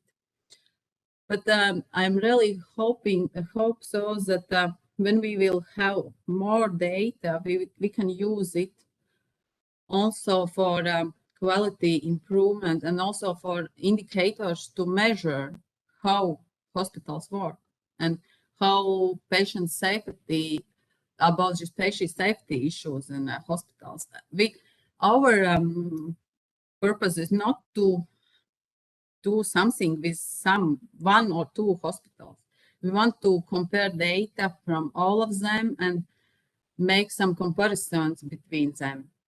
We have these levels for hospitals so that we can compare hospitals which are in one level and how they are working and where are problems or where not. And something like in a HSPA, we can make these dashboards. And but it's now we are in the very, very beginning. We have a large way to go, but I think it's good that we see where we want to go. And but yeah, right now I think we are doing these technical processes and doing all that more hospitals are involving, are taking part in this project. And so now, right now, I think the main message is for hospitals, they need to use their data. They need to use their data in their real life and for their real improvements. We can support them. We can try to support them and try to maybe give some perspectives where to go, but it's for them. It's not for us right now, it's more for them. Thank you. Okay, so to facilitate the process and the exchange of best practice or among hospitals. Thank you, Santa. And I would ask instead to Walt Abels, the General Director of the Children Clinical University Hospital, if he can talk about how do you think to use this information, if you have also used it in the past, this information during this short, let's say, experience that we have done in this year. Well, thanks for the opportunity. Yes, well, it seems that the experience is not anymore too short. I think we are already on this journey for some time. So let me start with just like the background sentiment which is necessary or required before we engaging in any actions and usage of the results. And I think that's something which State Secretary mentioned in the very beginning about physicians or medics' attitude that they know best. Yeah? And clearly, I think it's a lot of the educational work needs to be done before you start using some of the data. And basically, that educational work is not really very strictly educational, but it's really about changing the perception and the mindset that we are treating patients, not diseases. And whenever you start to realize that we are treating patients, then you start to understand that they have human aspects, and they are still kids being in a hospital. They still want to play, and there is much more than treatment of diseases. So and that doesn't happen overnight. That's one thing which is like, as I mentioned, prerequisite to start talking about results, to start specific programs built on results. The other thing is we are more and more talking not about the patient experience, we're talking about the human experience. And by that, trying to level the focus. Otherwise, I mean, there is a risk that if you talk only about the patient and you have a lot of staff with different engagement levels, and you kind of disregard their needs and their priorities, then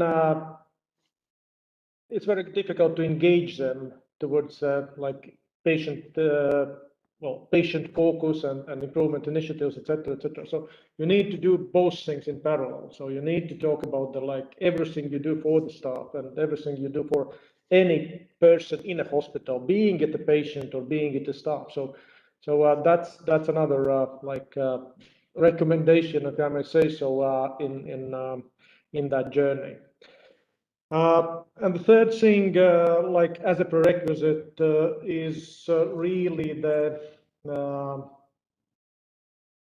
level of participation, certain level of participation, which is required to start action upon the results.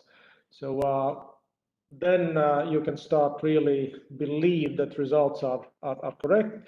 Certainly, I mean, any qualitative pretext feedback is also valuable. But when you want to start to compare dynamics, when you want to start to compare different wards, then you need sufficient data. So therefore, I think the recommendation or experience has been to do everything and to facilitate really the participation rates.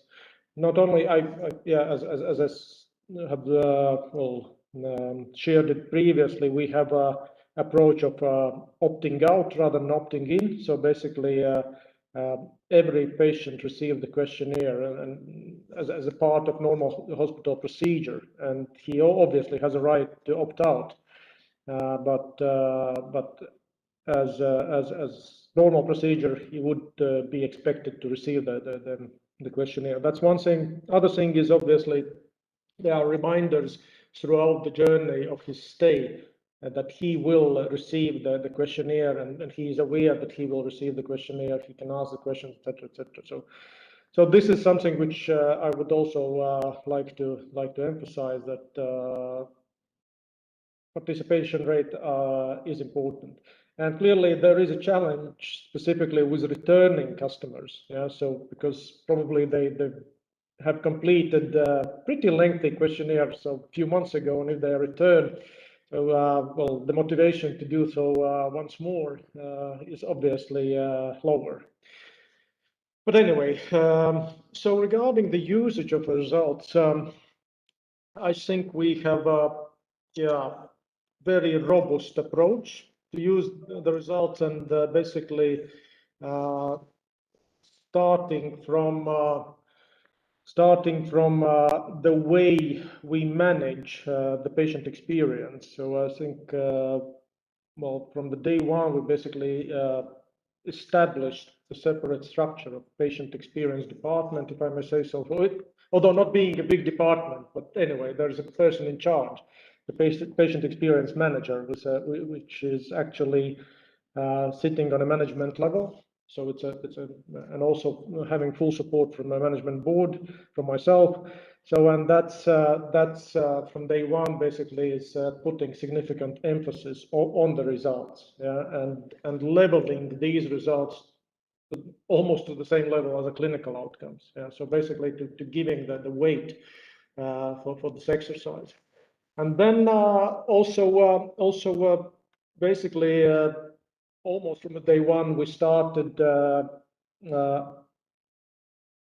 capturing or looking for the best practice in patient experience improvement techniques, which also are in a way already developed or evidence-based. And there are international organizations like Planetree, like Beryl Institute, and some others, which have been working with patient experience for years.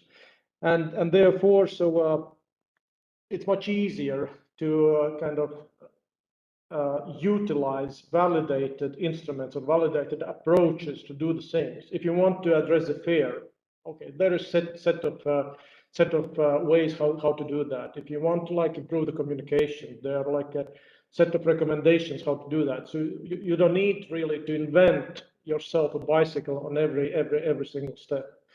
Then another thing is, which I want to say is clearly it's about priorities. I mean, looking at the first replies or pre-text, you would have a like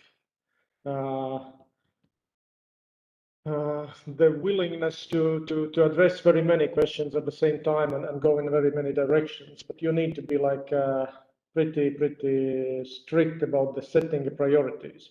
And what are those things you want to achieve in a well, say the first year or the first period, whatever you define it. So in our case, we based on results, we identify a few. Like if I recall, these are 4 priorities in the first year. So one was the physicians explaining the risks and benefits, the nurses kind of informing the kid and the parents what will happen now, what the manipulation of procedure will be. Then there was another of addressing the pain effectively, and one more was catering. So these were the 4 priorities which we kind of put very transparently, communicated also like externally, communicated internally, and everybody in a way was pretty clear about what we are after, yeah, and what we want to improve. That's also would be my recommendation, so people know on which priorities we are working at the moment. Then what else I would like to mention is it's great also to have the almost real-time, yeah, dynamics, yeah, and these you can see as a indicator of some of the intervention efficiency or effectiveness. Now, for example, we included psychologist team who prepared the children for the interventions like game therapy, yeah, and they were doing their work like that was the introduction work, and they were going ward by ward, and you can clearly see how the fear indicators were improving, specifically in the words where they were working at that given moment. So very clearly, if you want to see some quick results and evaluate is the method effective, using that almost real time that gives you a confidence about the effectiveness of some of the yeah, interventions you want. Well, what we are talking about the next steps, at the moment we have introduced the inpatient questionnaire. By the end of this year, we will launch the emergency unit and also the outpatient unit questionnaires. And another step is to use shorter questionnaires for basically at the point of care, because some of the services are not covered in these questionnaires, like, for example, I don't know, MRI or CT radiology service. So we have an opportunity basically to, at the point of care, to use a QR code and to get the feedback also on specific questions, not like generic like satisfaction, but also specific questions related to that point of care, which is in scope. What else? Yes, we also went further with like grouping and analyzing of the information. So you have a list of questions, and you can initial analysis was done on a question base, and that's fine. However, I think for more insight, it makes sense to group them. For example, like, I don't know, the pain questions or communication questions, etc., and then analyze them as a group, and you see the some like cumulative weight of improvement in that block. We also analyze the narrative. Yeah, it's done, unfortunately, like a manual work. So all of the comments are transferred to the Excel spreadsheet, coded according to the key themes, and then then they're coming back to this business intelligence tool, and then we can analyze based on the key themes. And the final, which I want to mention, is also that all of the results are communicated back, on a general level, on a hospital level, but also on a unit level.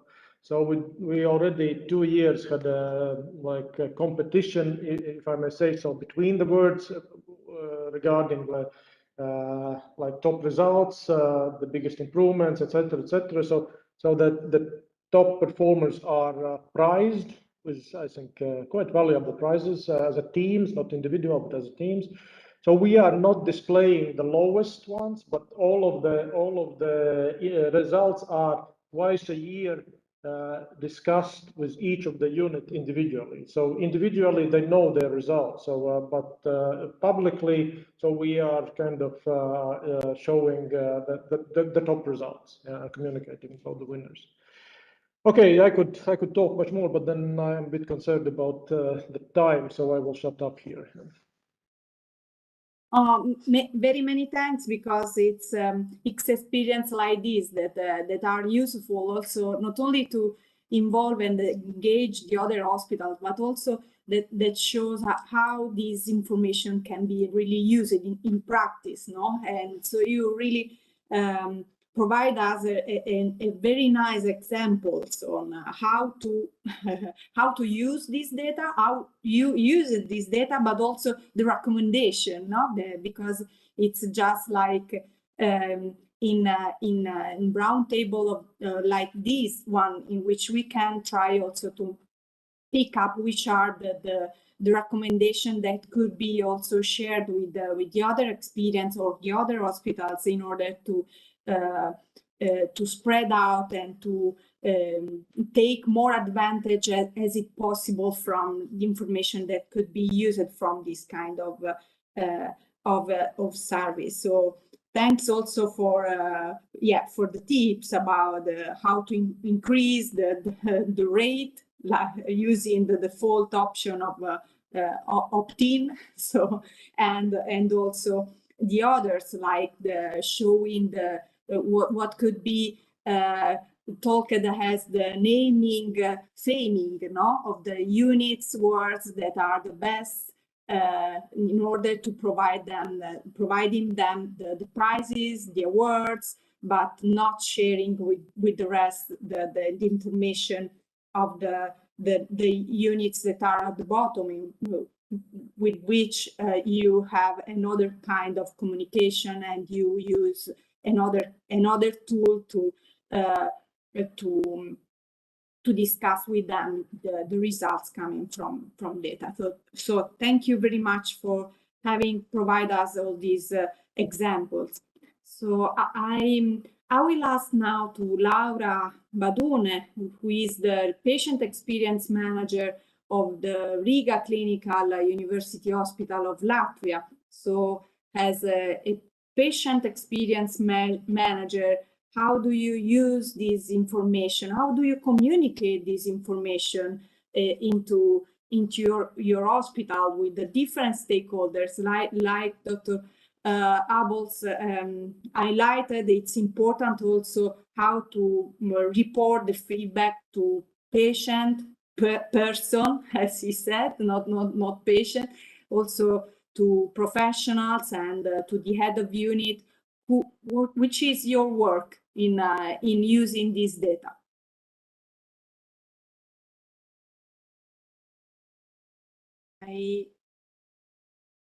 No, it's muted.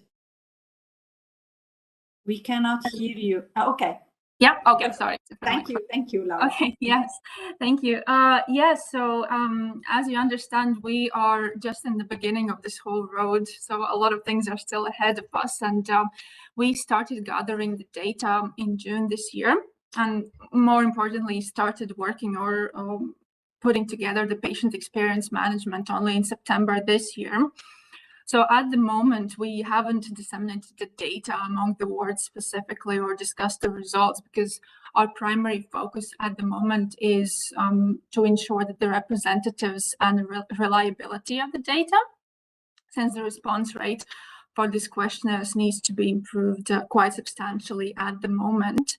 But what we have done with the data at the moment is firstly to start talking about the patient experience in our hospital, to raise the awareness mainly among the board and the leadership of the hospital as well.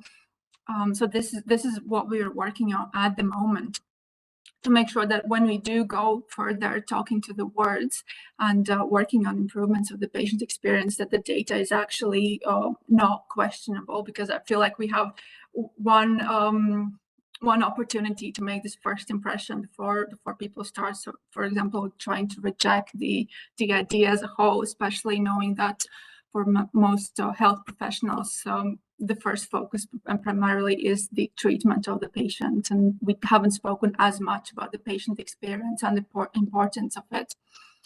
I agree with most of the points that were just mentioned, so I'm not going to repeat myself and waste the time. But one thing that we are also thinking about, of course, when the time comes and we have enough data to support it, we would also like to make sure that the health professionals and the wards and the leadership, specifically within the wards, is also being involved in the decision making and coming together and discussing this patient experience, understanding why the results are as they are at that particular area, what could be the reasons and what would be potential ways and how we can work on it together, so that perhaps there's more understanding, there's more discussion, different points of views, as well as less resistance when it comes to actually putting the patient in the center of the whole care at the moment. Yes, so this is where we are at the moment, and a very long way ahead. So we'll see where this goes. Thank you, Laura, for having provided us your program, your work program for the next period. So we have the last speaker is Eva Murko. It's a public health specialist at the National Institute for Public Health in Slovenia. We also exchanged with Slovenia a few years ago. We compare and share our experience about how to build up the HSPA framework. So because we started together, comparing Latvia and Slovenia, so we will ask you what about Slovenia?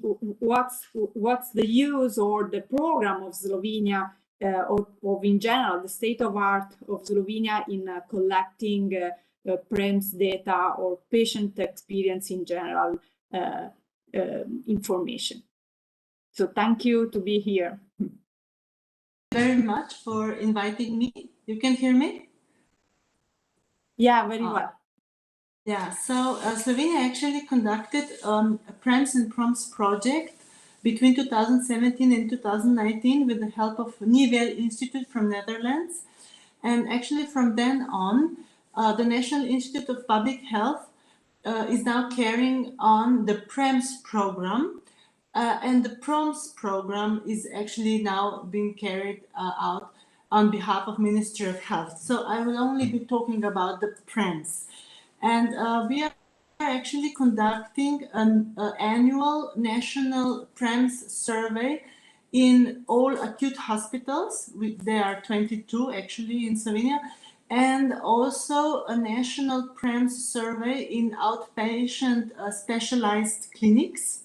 But however, with the outpatient specialized clinics, we are rotating the fields. So 1 year there will be, for example, like medical fields like urology, cardiology, ophthalmology. And then in the second year, there will be maybe surgery, gastroenterology, and otorhinolaryngology. So we are rotating, and each year they're actually participating between 150 and 170 different outpatient clinics. So then the response, we try to capture all specialized clinics that are within the national public health system. So this would be either community health centers, hospitals, and also the private providers who have concessions. So the strict private providers, they are not part of this PRENS model and PRENS program. And actually, the surveys are being delivered in a certain time frame, in the certain months, for the duration of 30 days. But we couldn't, due to the COVID situation, we couldn't actually carry out these surveys in the same time period in year 2019, 2020, and 2021, because we had to adapt to the situation. But in the future, we will try to keep them in the same period. Maybe like spring, there will be outpatient surveys, and autumn hospitals, or vice versa, whichever happens. And then the methodology goes that in that time period, when the survey is out there, the healthcare providers, they have to actually give the questionnaire to every patient who is being treated at outpatient clinic or has stayed at least one night in the hospital. And we give the patients have the option to fill out the paper questionnaire or the web survey. And if they fill out the paper questionnaire, they also get an envelope, a prepaid envelope, and they send the questionnaire directly to the National Institute of Public Health. So we try to relieve the burden of the survey from the healthcare providers. So the National Institute, we prepare the questionnaire, we give them to the print, and then we also collect the questionnaires, and we perform all the data analysis, and the outputs. Regarding the outputs, we prepare individual report for every healthcare provider participating. So be it hospital or being this outpatient clinic. And the providers, they get the quantitative data and also the qualitative data, because in each survey, we also put in two qualitative data, qualitative questions, like what was particularly good at your healthcare treatment or hospital stay, and what should be improved. So the providers, they get all the quantitative feedback data and also the qualitative answers. We send them actually all qualitative answers without the names of the healthcare personnel for the bad ones, for the critics. So the individual providers, they get their results at the level of medical field or medical ward, and then at the level of hospital or institution, and then also higher levels like medical field for the Slovenia and also Slovenian average. And then with these, and we also present data to the National Care Quality Commission, which works for the National Association of Healthcare Providers, and to the Board of Hospital Directors. We also give this data at the level of medical field and at the level of Slovenia. We publish them at the website of National Institute of Public Health, and we send them also to the patient associations. But as it is now, patients do not receive data at the level of individual provider, so at the level of hospital or at the level of hospital ward. This is something that we want to achieve in the future, so that the patients would be really even more empowered and could use this data actually when deciding which healthcare providers they would like to go to, or to increase the benchmarking. But we are not there quite yet. We are thinking of like this quality portal where the PREMS and PROMS data would be published, also with HSPA indicators, but this is still an ongoing discussion with Ministry of Health.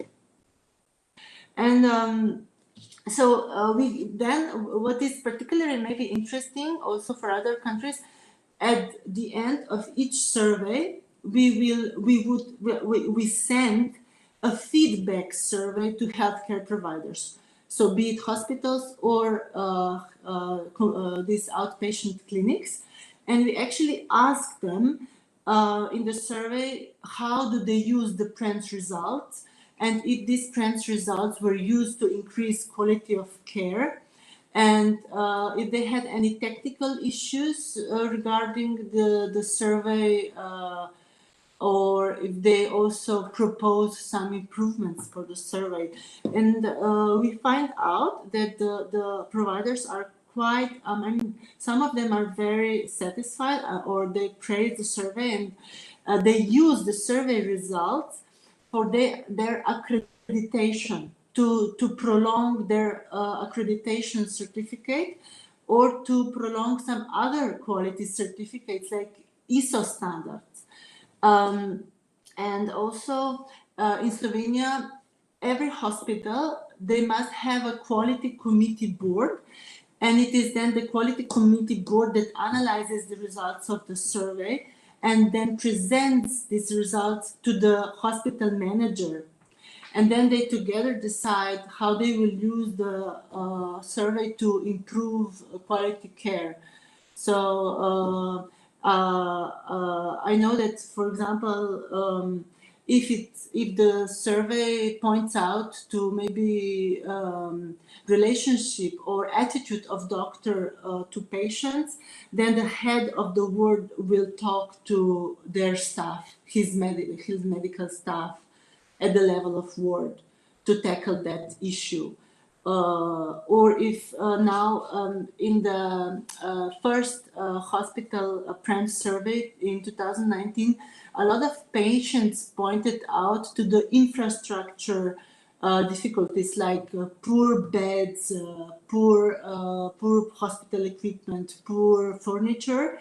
And we will present those results to the Ministry of Health, because in Slovenia it's the Ministry of Health who is in charge of hospital infrastructure. So that something will be done in that field. Thank you very much, Eva.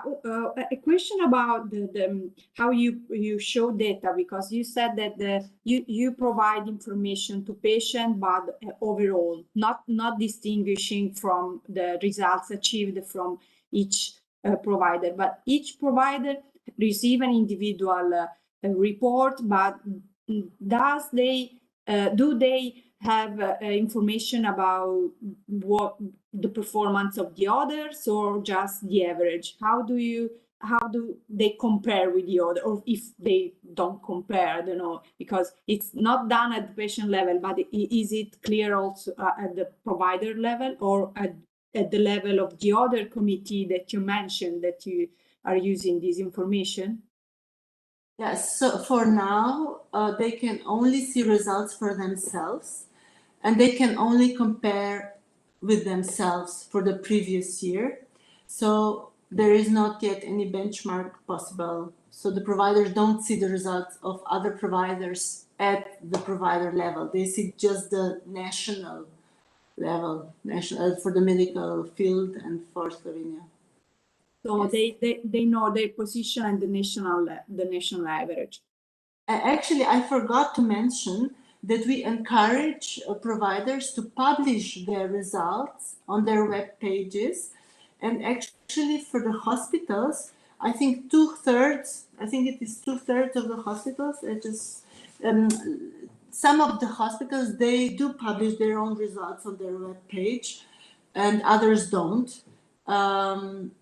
So we wanted to give the providers a certain amount of time, like 2 to 3 years, and certain rounds of these surveys that they get used to it. And we are actually surprised that, as in Latvia, the results are actually very, very positive. For example, for hospitals, the results the average result is higher than 9 on this scale from 0 to 10, and 10 being the best possible care. So results are good. And now we will slowly go into this public presentation of the results. Because I know that in some actually literature, there is a recommendation to give providers a certain amount of time to get used to this survey and to perform certain rounds before going public first. Yeah, thank you for having shared your experience. It's nice to see also different way to approach to this kind of information, both in terms of collection of data but above all on how do you disseminate and use, because I think also that having different approaches could be relevant for us in order to understand which is the best or the best for that context, but because sometimes it depends quite a lot on the context in which you're using. It depends also on the culture, on the maturity of the health system and providers, to get back also on the fact that sometimes we are in a national health service, in other contexts we are operating with in a Bismarck-like model. So which is the differences across these countries? I think it's quite interesting also in terms of research, and so thank you for having shared your experience. So I don't know if there are some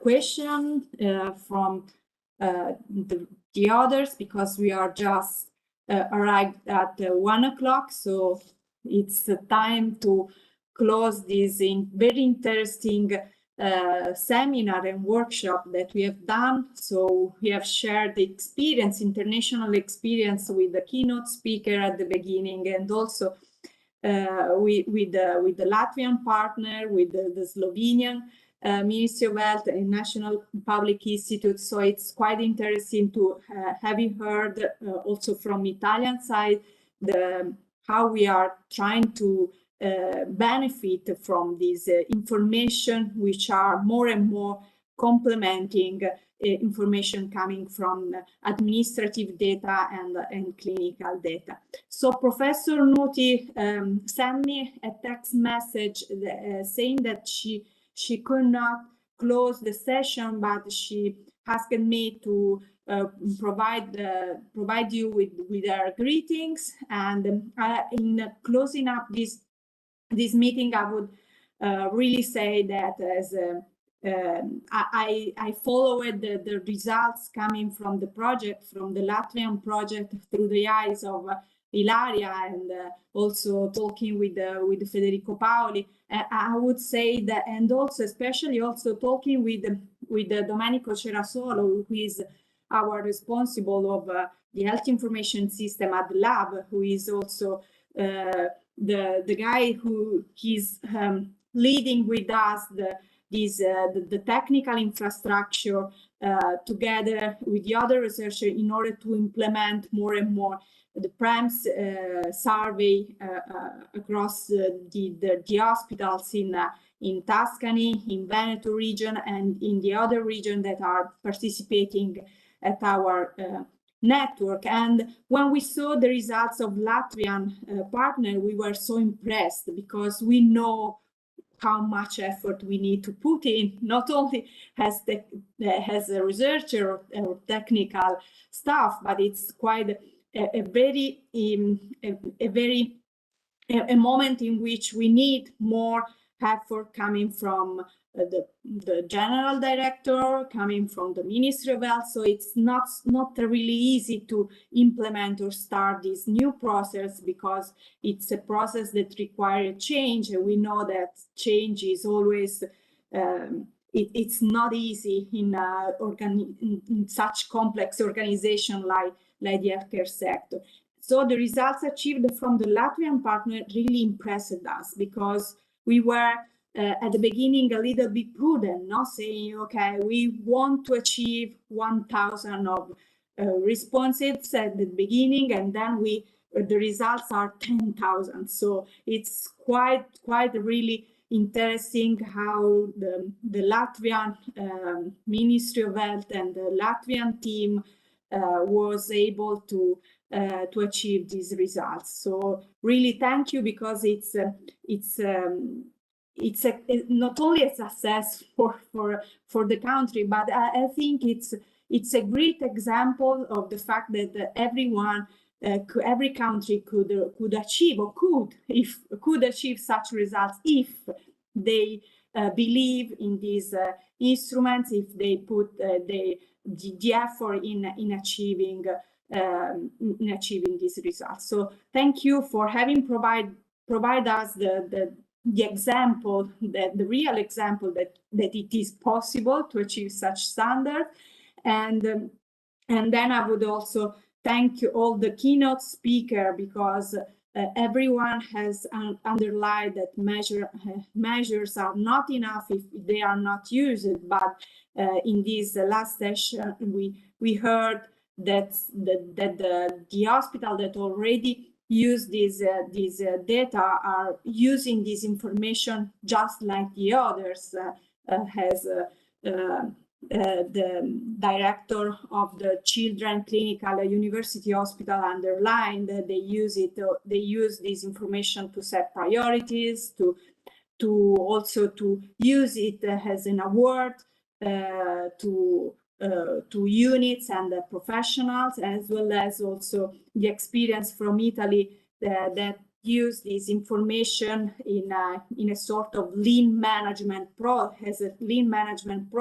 So having this information day by day it's used by the head of the department day by day. So we are keen to see also from the other experience how to implement more and more this kind of information, not only in the acute care setting in which it was spread out in most of countries, but also, as Professor Klatzinger said at the beginning, what happens in primary care and also in other settings of care. So thank you very much to be here, to be with us in this day, this morning. Thank you again to Federico Paoli, to the staff of MES Lab, and also to Daniel Lungu, who is a researcher that started this path with us and the Latvian partner. So thank you again, and please send us all your feedback, all your information. We are open and interested to keep on comparing our research as well as our findings on the countries and the region. So thank you very much to everyone.